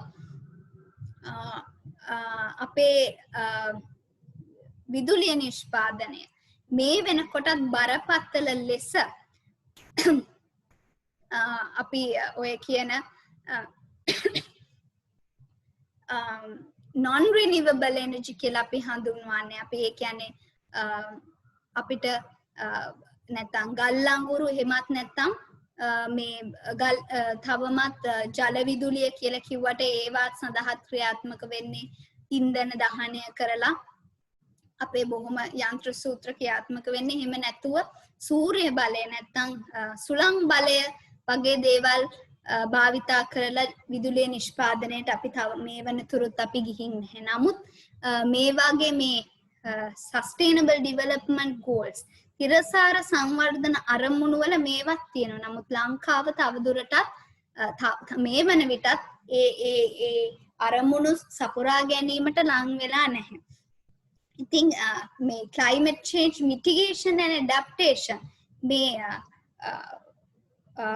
කාලගුණික දේශගුණික විපර්යාසයන් මගහරවා ගැනීම සහ ඒවට අනුගත වීම ගැන කතා කරද්දී මේ ස්ථිරසාර සංවර්ධනයේ අරමුණු ඉලක්ක 17 හරි වැදගත්. මොකද මේ පැරිස් ඇග්‍රීමන්ට් එකට සයින් කරපු රටවල් මේකට අස්සන් තබපු රටවල් ඇත්තට මෙතනදී ප්‍රතිඥාවක් දුන්නා 2030 වෙද්දී මේගොල්ලෝ මේ ඉලක්ක සපුරා ගන්නවා කියලා. නමුත් මේ රටවල් වලින් අද වෙද්දී බොහෝ රටවල් මේකට මේ ඉලක්ක සපුරා ගැනීමට සමත් වෙලා නැහැ. බොහෝ රටවල්. එතකොට මේ විවිධ රටවල් ඇත්තටම මේ zero carbon zero emission targets ඒගොල්ලෝ ගිහින් මේ ප්‍රකාශ කරලා තියෙනවා. නමුත් ඒවා ඒගොල්ලන්ට සපුරා ගන්නට බැරි වෙලා තියෙනවා. බොහෝ රටවල්. එතකොට අපි ගත්තොත් US ඇමරිකා මේ පැරිස් ඇග්‍රීමන්ට් එකෙන් ඒගොල්ලෝ අයින් වෙලා තියෙනවා. ඒගොල්ලෝ මේකට සහාය දක්වන්නේ නැහැ තවදුරටත්. එතකොට මේ වගේ ලෝක බලවතුන් මේ වගකීමෙන් බැහැර වෙමින් තියෙනවා. එහෙම තත්වයක් යටතේ මේ පරිසර වේදීන් කියන විදියට ලෝකය ගත්තොත් මේ කාලගුණික විපර්යාසයන් මගහරවා ගැනීම සහ අනුගත වීම කියන වගකීමෙන් බොහෝ අය අසාර්ථක වෙලා තියෙනවා. බොහෝ රටවල් එය මගහැරමින් තියෙනවා කියලයි මේ World Economic Forum එකේ හැටියට ඒගොල්ලන් අර්ථ දක්වන විදියට ඒගොල්ලෝ කියන්නේ මේ රටවල් මේක මගහැර ගිහින් තියෙනවා කියලා. එතකොට දැන් මේ මගහැර යෑම නිසා මොන වගේ ප්‍රශ්න ඇති වෙයිද? මේ මගහැර යාම නිසා මොන වගේ අතුරු ප්‍රතිවිපාක ලෝකයට ඇති වෙයිද? එතකොට ඒ ප්‍රතිවිපාක තුනක් ගැන කතා කරනවා මේ රිපෝට් එක හරහා. පළවෙනි එක තමයි ඒගොල්ලෝ කතා කරන්නේ මේ ට්‍රාන්සිෂන් රිස්ක් එක. අපි ගත්තොත් මේ ට්‍රාන්සිෂන් එකක් කියන්නේ අපි කියන්නේ මේ සංක්‍රාන්තියක් කියන එකනේ. මේ ට්‍රාන්සිෂන් රිස්ක් එක මේ අපි කියන්නේ අපි කතා කරන්නේ මේ දැනට පවතින මේ පරිසර හානි සිද්ධ කරමින් පරිසරයට බලපෑම් ඇති කරමින් මේ සිද්ධ වෙන ක්‍රියාවලියෙන් මිදිලා පරිසර හිතකාමී නැත්තම් පරිසරයට වඩා ළඟ nature friendly කියලා අපි කියන්නේ මේ වගේ process එකකට දැන් මාරු වෙන්න නෙමෙයි යන්නේ මේ එහෙම transition එකක් නේ අපි මේ ගැනනේ අපි මේ කතා කරන්නේ එතකොට මේ සංක්‍රාන්තියට යද්දී ඒකෙන් ඇති වෙන රිස්ක් එක ගැන තමයි මේ transition risk කියලා කියන්නේ. දැන් මේ පරිසර විනාශය, පරිසර දූෂණය ඉඳලා මේ අපි කතා කරන මේ green economy හරිත පද්ධතියකට යද්දී මේක නිකම්ම කරන්න බෑ. මේක රටකට නැත්තම් මේක සමාජයකට නැත්තම් මේක ඕගනයිසේෂන් එකකට නිකම් කරන්න පුළුවන් දෙයක් නෙමෙයි මේ අද වෙද්දි. ඒකට විශාල පිරිවැයක් තියෙනවා. දැන් අද වෙද්දි අපේ ලංකාව ගත්තොත් බොහෝ පහුගිය කාලෙදී විවිධ නීති රීති පැනවුණා. පොලිතීන් භාවිතයේ ඉඳලා කඩදාසි පරිභෝජනයට යන්න. මේ පරිසර දූෂණය වෙන ඇසුරුම් වල ඉඳලා පරිසර හිතකාමී ඇසුරුම් වලට යන්න. නමුත් ඒවට යන්න කියලා මේ නීති රීති පැනවෙද්දී අපේ රටවල් වල පවා විවිධ ව්‍යාපාර සංවිධාන මේකට අකමැති වුණා. මොකද ඒකට ප්‍රධානම හේතුව මේක එක පැටලිලා තියෙන මේ පරිසර මේ පිරිවැය. මේ පිරිවැය ඇත්තටම විශාල කොටසක්. මේ පිරිවැය මේ ෆයිනෑන්ෂල් ලොස් එක ඇත්තටම මේ දරා ගන්නට බොහෝම ව්‍යාපාර සංවිධාන වලට අපහසු තත්ත්වයක් වෙලා තියෙනවා. මොකද ඒගොල්ලෝ මේ වෙද්දිවත් ඒ පිරිවැය දරන්න අවශ්‍ය කටයුතු කරලා නැහැ. ඒක දරා ගන්න අවශ්‍ය මූලික පිරිවැයවත් දරන්නට අවශ්‍ය කටයුතු ඒගොල්ලෝ සිද්ධ කරලා නැහැ. එතකොට ඒගොල්ලන්ට ඒ සඳහා සූදානමක් නැහැ. මේ ෆයිනෑන්ෂල් රිස්ක් එක ඒගොල්ලෝ ගණන් බලලා නැහැ. එතකොට මේ පරිසර වේදීන් කියන විදියට මේ තවදුරටත් මේක පමා වෙද්දී මේ පරිසර වෙනස් වීම වලට හැඩගැහෙන්න තවදුරටත් පමා වෙද්දී ඒගොල්ලෝ අනතුරු අඟවනවා. මේ රිස්ක් එක මේ ට්‍රාන්සිෂන් එක සඳහා දරන්න වෙන පිරිවැය තවදුරටත් දෙගුණ තෙගුණ වෙයි අනාගතයේ වෙද්දී. ඒක රටවල් වලට දරා ගන්නට බැරි මට්ටමකට පත් වෙයි කියලා. ඉතින් ඒක තමයි පළවෙනි කොස්ට් එක. පළවෙනි ප්‍රශ්නය. ඊට පස්සේ දෙවෙනි ප්‍රශ්නය ආවොත් මේ යුනිලැටරල් ජියෝ එන්ජිනියරින් අපි ගත්තොත් රටවල් අද බලවත් ආර්ථිකයන් සහිත රටවල් ලෝකයේ ක්‍රියාත්මක වෙනවා. ඒ අය තාක්ෂණික වශයෙන් හරිම දියුණුයි. ඒ වගේම ඒගොල්ලෝ තාක්ෂණය පාවිච්චි කරනවා ලෝකයේ බොහෝ කටයුතු වලට. එතකොට මේකෙන් කියන්නේ මේ ජියෝ එන්ජිනියරින් යුනිලැටරල් ජියෝ එන්ජිනියරින් කියලා කියන්නේ මේ ඒකපාර්ශ්විකව රටවල් මේ පාරිසරික ප්‍රශ්නයට මේ ග්ලෝබල් ක්ලයිමේට් චේන්ජ් නැත්නම් මේ පරිසර වෙනස්කම් වලට ඒකපාර්ශ්විකව විසඳුම් සපයන්නට යාමෙන් ලෝකයට ඇති වෙන්න පුළුවන් බලපෑම. මේකට මම ඔයගලන්ට එක උදාහරණයක් කියන්නම්. දැන් මේකට පසුබිම සපයන්න දැන් බොහොම රටවල් වලට මූලිකව මම කතා කරපු විදියට මේ ග්ලෝබල් වෝර්මින් මේ උණුසුම ඉහළ යන උණුසුම හැම රටකටම ප්‍රශ්නයක්. එතකොට මේකට විසඳුම් හොයන්න තමයි බොහෝ මේ සංවිධාන පිටුවගෙන මේ සඳහා වැඩ කටයුතු කරන්නේ. එතකොට මේකට මම ඔයගලන්ට එක උදාහරණයක් කියන්නම්. මීට කලකට පෙර 1991 දී සිද්ධ වුණා ගිනිකඳු පුපුරා යෑමක් පිලිපීනයේ මවුන්ට් පිනටබෝ ඔගොල්ලෝ සර්ච් කරලා බැලුවොත් පිලිපීනේ මවුන්ට් පිනැටබෝ කියලා තමයි කියන්නේ. මේක මේ හඳුන්වන්නේ මේ සෙන්චරි එකේ වෙච්චි දෙවෙනි විශාලතම වොල්කැනෝ ඉරප්ෂන් එක. ඒ කියන්නේ ගිනි කඳු පුපුරා යාම මේ සියවසේ වෙච්ච.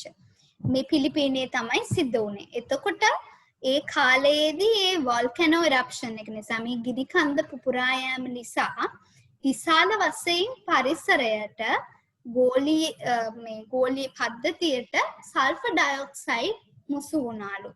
එතකොට මේ මුසු වීමෙන් පස්සේ ඒ 1991 මේ සිදුවීමෙන් පස්සේ ඊට පස්සේ අවුරුදු 4ක කාලය තුල විශාල වශයෙන් මේ ලෝකයේ පිලිපීන ඇතුළු ලෝකයේ මේ උෂ්ණත්වය පහළ යෑමක් සිද්ධ වුණාලු ඊට පස්සේ ගත වෙච්ච අවුරුදු 4 ඇතුළත. මේ ගිනි කඳු පුපුරා යාම නිසා.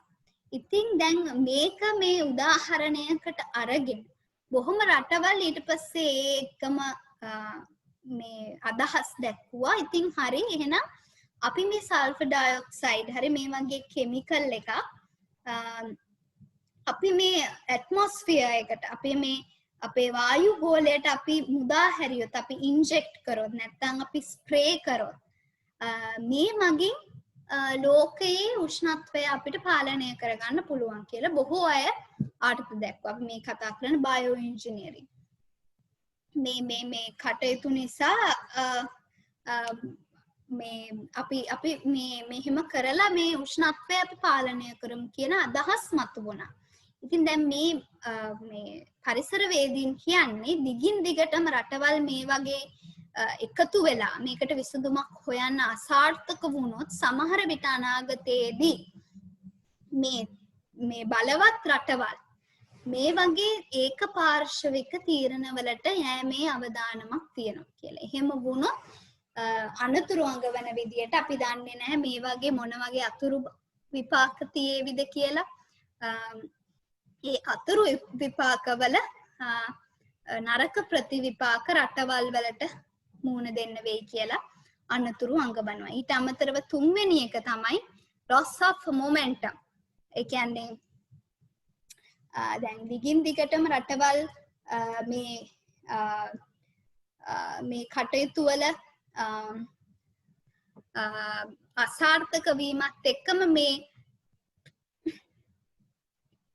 රටවල් වලට මේ කරගෙන යන කටයුතු ඉදිරියට ගෙන යන්න උනන්දුවක් නැති වෙලා යන්න පුළුවන් කියලා ප්‍රශ්නයක් තියෙනවා.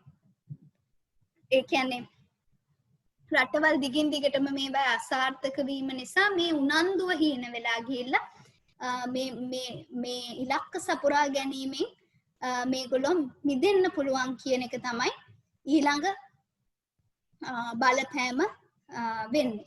ඉතින් මේ විදියට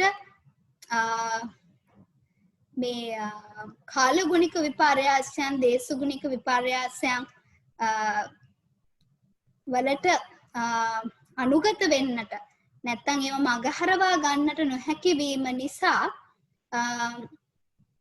රටවල් වලට සහ ලෝකයට මිනිස්සුන්ට සහ ව්‍යාපාර සංවිධාන වලට බොහෝම නරක තත්වයන්ට ඉදිරියේදී මුහුණ දෙන්න වෙයි කියලා පරිසරවේදීන් අනතුරු අඟවනවා. ඊට පස්සේ මගේ ඊළඟ කරුණ ගත්තොත් ඊළඟට අපි ඊළඟ කරුණ විදියට ගත්තොත් major biodiversity loss and ecosystem collapse. දැන් අපේ පරිසර පද්ධතිය ගත්තොත් හරිම ලොකු කාර්යභාරයක් ඉටු කරනවා මේ ලෝකයේ පැවැත්මට. එතකොට දැන් මේ පරිසර පද්ධතිය දිඳ වැටුණොත් යම් දිනයක ඒක ලෝකයට මිනිස්සුන්ට සහ ව්‍යාපාර සංවිධානවලට මොන විදියට බලපායිද? එතකොට දැන් අපි ගත්තොත් අපේ බයෝඩයිවර්සිටි එක ලෝකයේ අතින් ගත්තොත් මේ වෙද්දී දැන් බොහෝම මේ සතුන් මේ වඳ වී යාමේ තර්ජනයකට ලක් වෙලා තියෙනවා. බොහොම ලංකාවේ පමණක් නොවේ හුඟක් රටවල් වල සතුන් සහ ශාක වඳ වී යාමේ මේ තර්ජනයකට ලක් වෙලා තියෙනවා. දැන් මේ දැනට පවතින රේට් එක මේ දැනට වඳ වීගෙන යන රේට් එක ගත්තොත්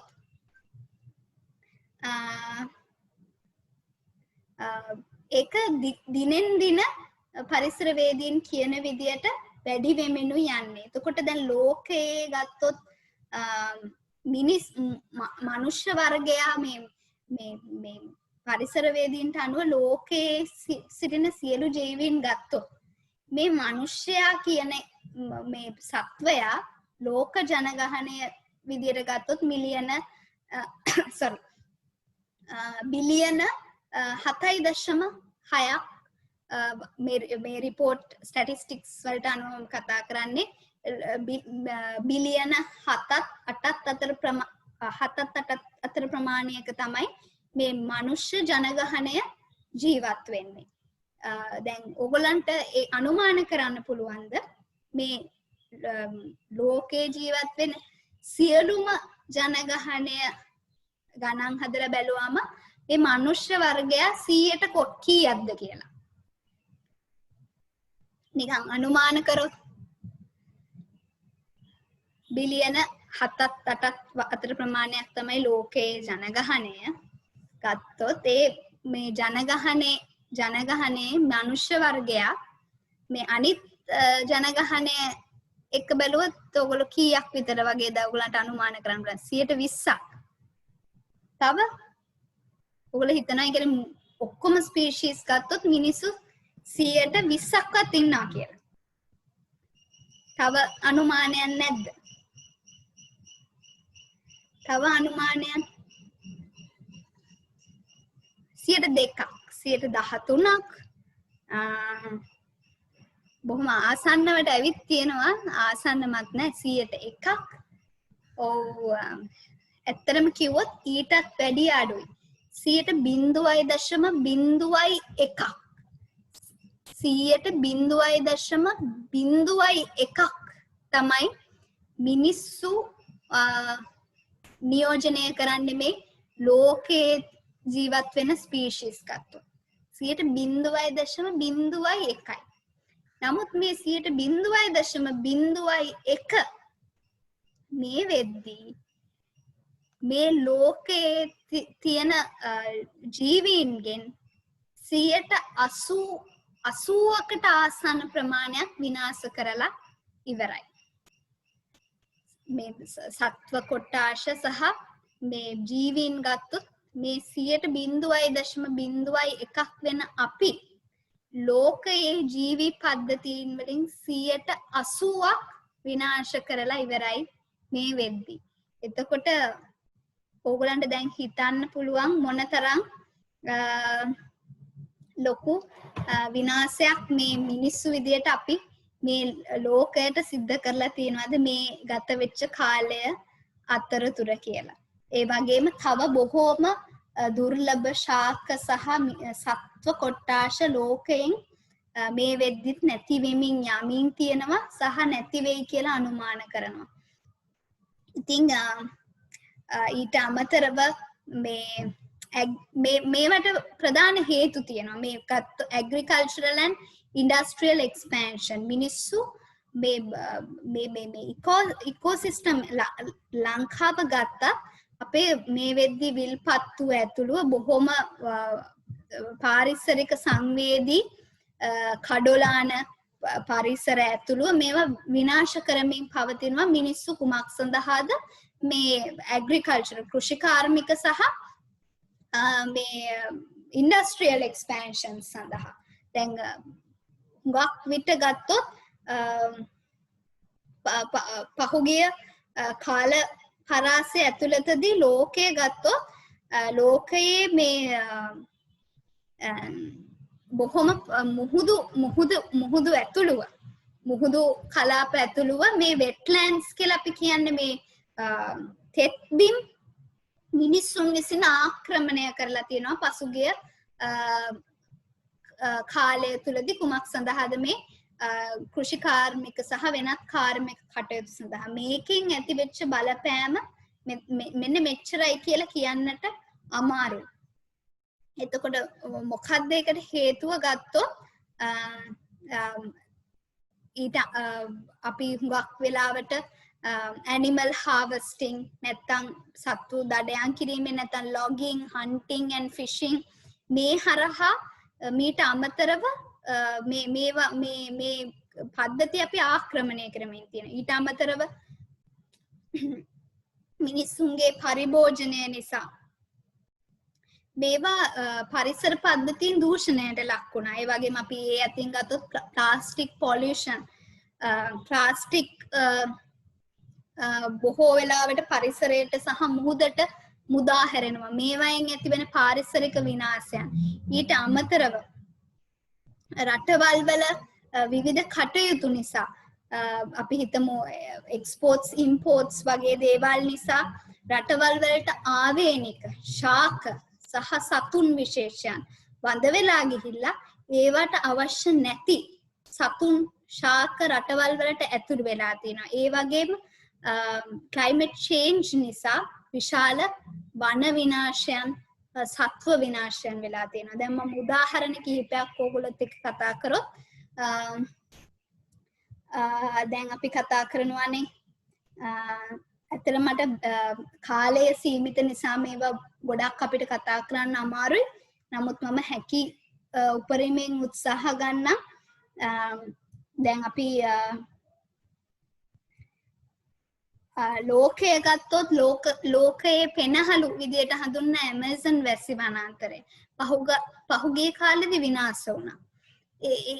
ඒකෙන් මේ පරිසර පද්ධතියට ලෝකයට ඇති වුණු බලපෑම මෙච්චරයි කියලා කියන්න බෑ. ඔක්සිජන් ලෝකයේ ඔක්සිජන් නිෂ්පාදනය ගත්තොත් ඕගොල්ලෝ හිතන්නේ සාගරය මොනතරම් ඔක්සිජන් ප්‍රමාණයක් 100% ප්‍රමාණයක් ගත් ප්‍රතිශතයක් විදියට සාගර පද්ධතිය ලෝකයට සපයනවද? මම ප්‍රශ්නයක් ඇහුවොත් සාගර පද්ධතිය අපේ මේ ඕෂන් ඉකෝසිස්ටම් එක ලෝකයට මොනතරම් ඔක්සිජන් සපයනවද? 100% විදියට ගත්තොත් ඔව් උදාහරණයක්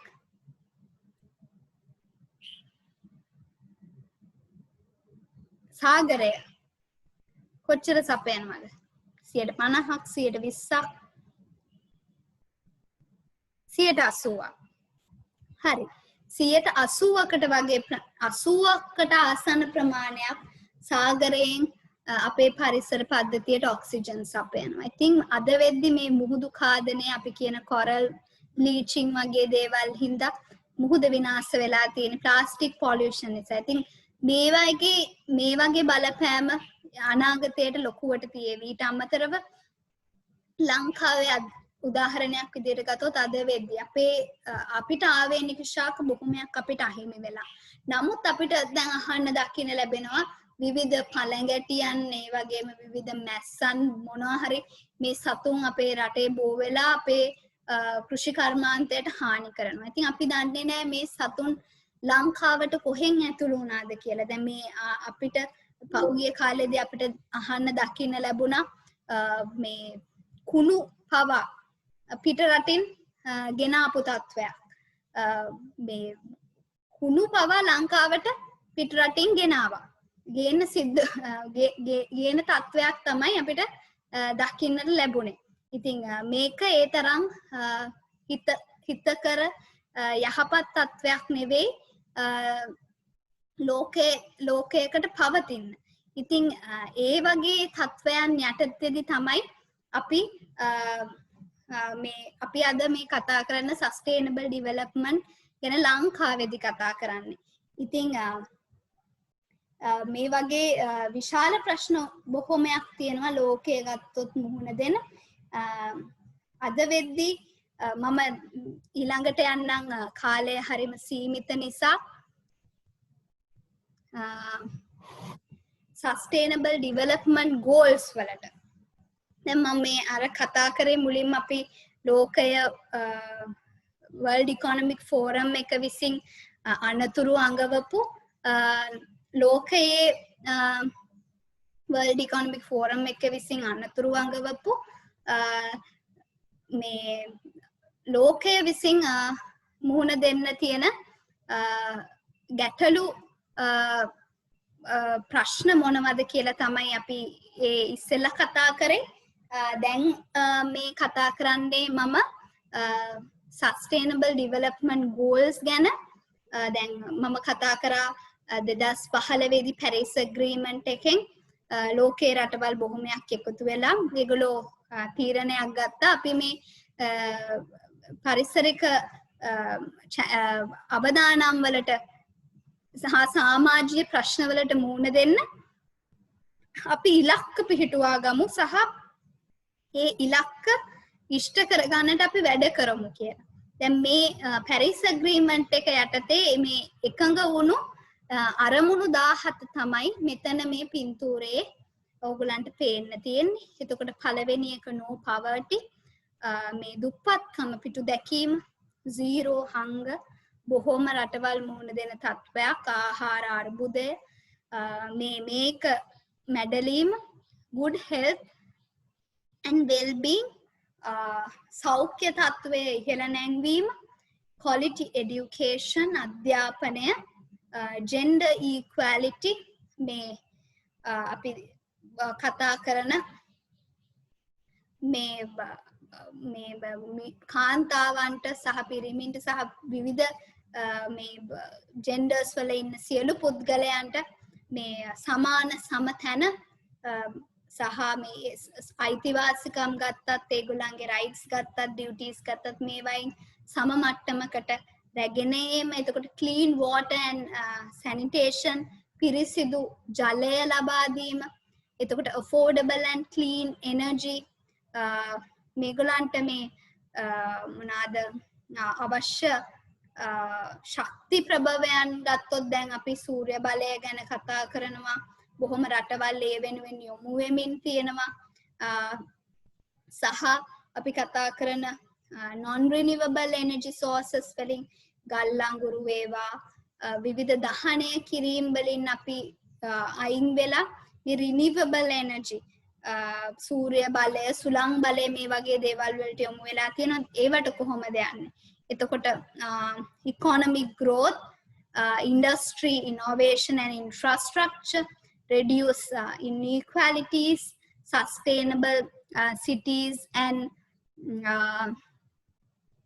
communities, එතකොට responsible consumption and production, climate action, the below water, life on land, peace, justice and strong institutions, partnerships for the goals. දැන් ඉතින් මේ ඉලක්ක 17 පැරිස් ඇග්‍රීමන්ට් එකෙන් හඳුන්වලා දුන්න 2030 වෙද්දි මේවා සපුරා ගන්න අරමුණක් ඇතිව. එතකොට අපි ගත්තොත් මේ clean water and මම මෙතනදී ප්‍රධාන වශයෙන්ම කතා කරන්න ගත්තේ මේ goals අතුරින් 3ක් විතරයි.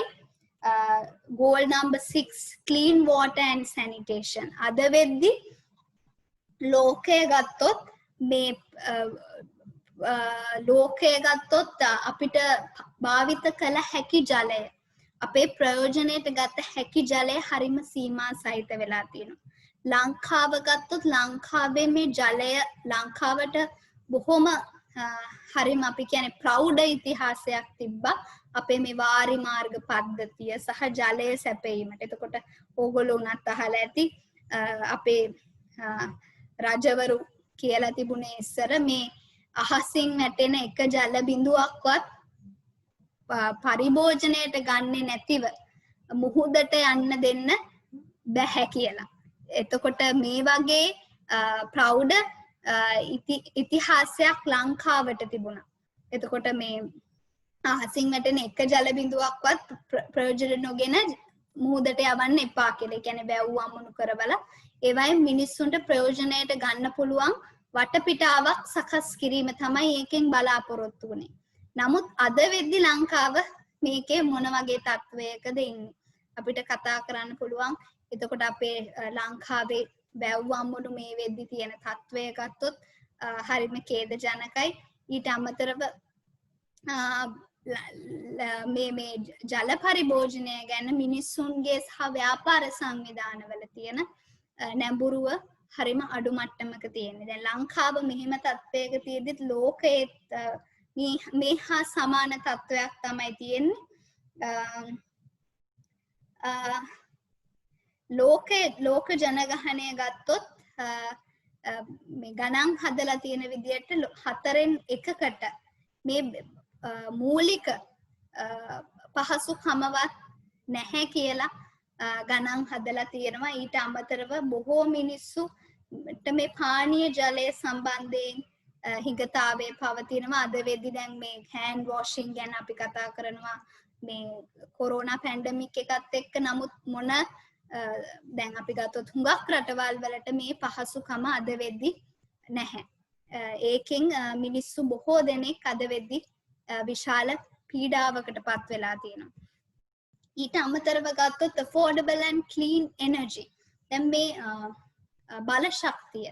බලශක්තිය කියන එක මුළු ලෝකයම අද වෙද්දි මුහුණ දෙන ගැටලුවක්.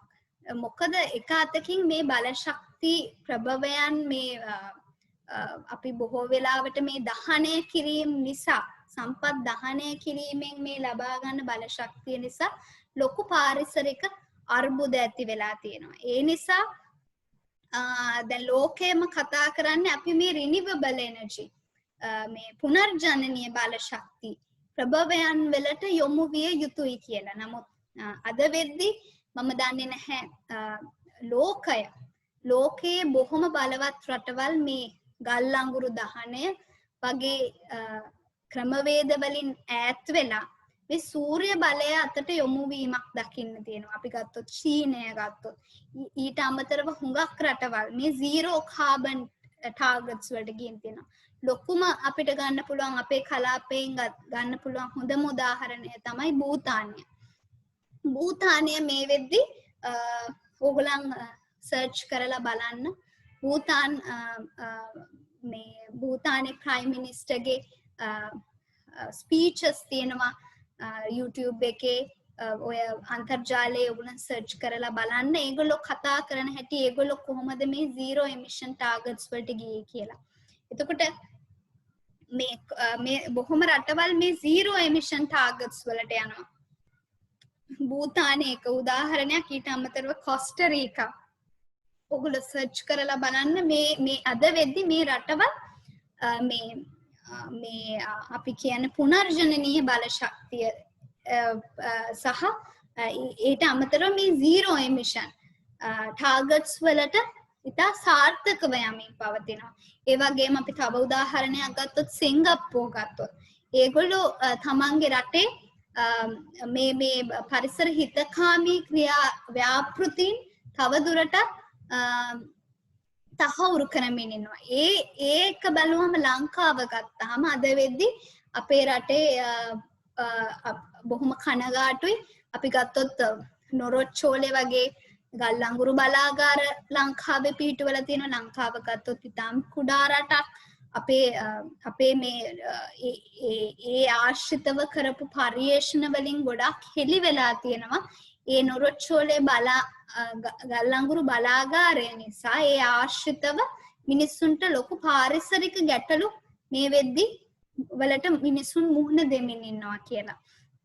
එතකොට දැන් ඒ වගේ තත්වයන් උඩ ලංකාව කොහොමද මේ අපි මේ කියන affordable and clean energy මේ renewable energy වලට අනාගතයේදී යන්න අපේ මොකද්ද තියෙන සැලසුම කියලා. එතකොට දැන් මේ විවිධ ආණ්ඩු බලයට පත් වෙනවා. ඒගොල්ලෝ විවිධ ඒ ආණ්ඩුවල විවිධ ප්‍රතිපත්ති ප්‍රකාශයන් එළියට එනවා. ඒ ප්‍රතිපත්ති ප්‍රකාශයන් වලින් බොහෝ විට මේ renewable energy වලට ප්‍රමුඛ ස්ථානයක් දීලා තිබ්බට ක්‍රියාත්මක වීමේදී ඇත්තටම මේවට ලැබෙන ප්‍රමුඛතාවය මොකක්ද කියලා ඇත්තටම අපිට දැන් මේ ආණ්ඩුව බලයට පත් වෙලා ඉච්ච කාලයක් නැති හින්දා අපිට බලන්න පුළුවන් ඉදිරියේදී ඒගොල්ලන්ගේ සැලසුම කොහොමද කියලා. නමුත් මේ දක්වා මේ රජයන් මේ වෙනුවෙන් අරගෙන තියෙන ක්‍රියාමාර්ග හරිම අඩුයි. බොහොම අඩු ක්‍රියාමාර්ග ප්‍රමාණයක් තමයි අරගෙන තියෙන්නේ. නමුත් ලංකාව පැරිස් ඇග්‍රීමන්ට් එක අපි සයින් කරලා තියෙනවා. අපි ඒකට අත්සන් තබලා තියෙනවා 2030 වෙද්දි 2030 වෙද්දි ලංකාව බලාපොරොත්තු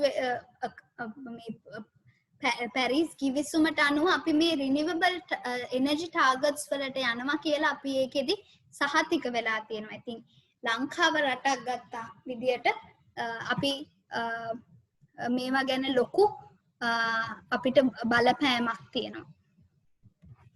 ඊට පස්සේ ලයිෆ් ඔන් ලෑන්ඩ් කියන එක ගත්තොත් මේ ස්වභාවික පරිසරයට මොන වගේ වැදගත්කමක්ද දීලා තියෙන්නේ. දැන් ලංකාව ගත්තොත් ලංකාවේ වනගහනය ක්‍රමක්‍රමයෙන් අඩු වෙමින් පවතිනවා. මම ප්‍රශ්නයක් ඇහුවොත් ඕගොල්ලන්ගෙන් ලංකාවේ මේ වෙදි වනගහනය අපි කියු ග්‍රීන් කවර් එක 100ට කොච්චරක්ද කියලා. දල වශයෙන් පිළිතුරක් දෙන්න පුළුවන්ද? මම මේ සමගම මගේ දේශනය ඉවර කරන්නයි සූදානම් වෙන්නේ. වනගහනය 118යි බොහොම ආසන්නයි. තව කිව්වොත් 118ක් කියලා කෙනෙක් කියනවා. 116ක් වගේ අඩු ප්‍රමාණයක් කියලා තමයි කියන්නේ ශ්‍රී ලංකාවේ වනගහනය ගත්තොත්. ඉතින් දැන් මේ ලංකාව එහෙම වෙද්දි දැන් අපි උදාහරණයක් විදිහට ගත්තොත් භූතානය වගේ රටක් භූතාන් ප්‍රයිම් මිනිස්ටර්ගේ ස්පීච් එක තියෙනවා. ඕගොල්ලෝ සර්ච් කරලා බලන්න. ඒගොල්ලන් කියනවා ඒගොල්ලන්ගේ කොන්ස්ටිටියුෂන් එකේ මේගොල්ලන්ගේ ව්‍යවස්ථාවෙන්ම ඒගොල්ලෝ ස්ථාපිත කරලා තියෙනවා ඒ රටේ වනගහනය කොච්චර විය යුතුද කියලා. මට මතක හැටියට ඒගොල්ලන් ව්‍යවස්ථාවෙන් ඒගොල්ලන් කියලා තියෙන්නේ භූතානයේ 60%ක වත් ප්‍රමාණයක් වන ගහනයක් තිබිය යුතුයි කියලා. ඒගොල්ලන්ගේ ව්‍යවස්ථාවෙන් මේක කියලා තියෙනවා. ඉතින් දැන් රටවල් අන්න ඒ වගේ ක්‍රියාමාර්ග අරගෙන තියෙනවා මේ වන රක්ෂිත සුරක්ෂිත කරන්න. ව්‍යවස්ථාවෙන් මේවට අවශ්‍ය ප්‍රතිපාදන සපයලා තියෙනවා. නමුත් කනගාටුවකට වගේ බොහෝම රටවල් මේ ගැන ප්‍රමාණවත් අවධානයක් දීලා නැහැ. ඉතින් එතකොට මේ අපේ මේ මාතෘකාව උනේ sustainable development and modern organizations. එතකොට දැන් මම හිතනවා මේ කතා බහේදී අපි මම ගොඩක් තොරතුරු ඕගොල්ලොත් එක්ක බෙදාගත්තා. එතකොට මම දන්න තොරතුරු ඕගොල්ලොත් මේ වගේම තොරතුරු බොහොමයක් දන්නවා ඇති මේ සම්බන්ධයෙන්. එතකොට දැන් ඕගොල්ලන්ට පේනවා ඇති මම පදනම් කරගත්තේ මේ World Economic Forum එකෙන් රිලීස් කරපු Global Risk පිළිබඳ රිපෝට් එකක්. එතකොට මේකෙදි කතා කරන්නේ මේ ලෝකයේ අද මුහුණ දෙන්න බරපතල අර්බුද වලින් ප්‍රධානම දෙයක් තමයි මේ පාරිසරික ගැටලු. එතකොට මේ පාරිසරික ගැටලු පරිසරයට පමණක් සීමා වෙන්නේ නැහැ. මේ පාරිසරික ගැටලු නිසා ඇතිවෙන අතුරු විපාක මුළු මහත් සමාජයට වගේම මේ නූතන ව්‍යාපාර සංවිධානවලට දැඩි ලෙස බලපානවා. ඉතින් එහෙනම් මේ නූතන ව්‍යාපාර සංවිධාන වලට තවදුරටත් මේ අද හෙට කොවිඩ් ඉවර වුණා කියලා මේ නැවතත් අපි පුරුදු පරිදි අපි ඉස්සෙල්ලා ක්‍රියාත්මක වුණු විදියට යනවද නැත්නම් අපි මීට වඩා වෙනස් විදියකට හිතලා අපි අපේ ක්‍රියාපිළිවෙළවල් මීට වැඩිය සමාජයට සහ පරිසරයට හිතකාමී වෙන විදියට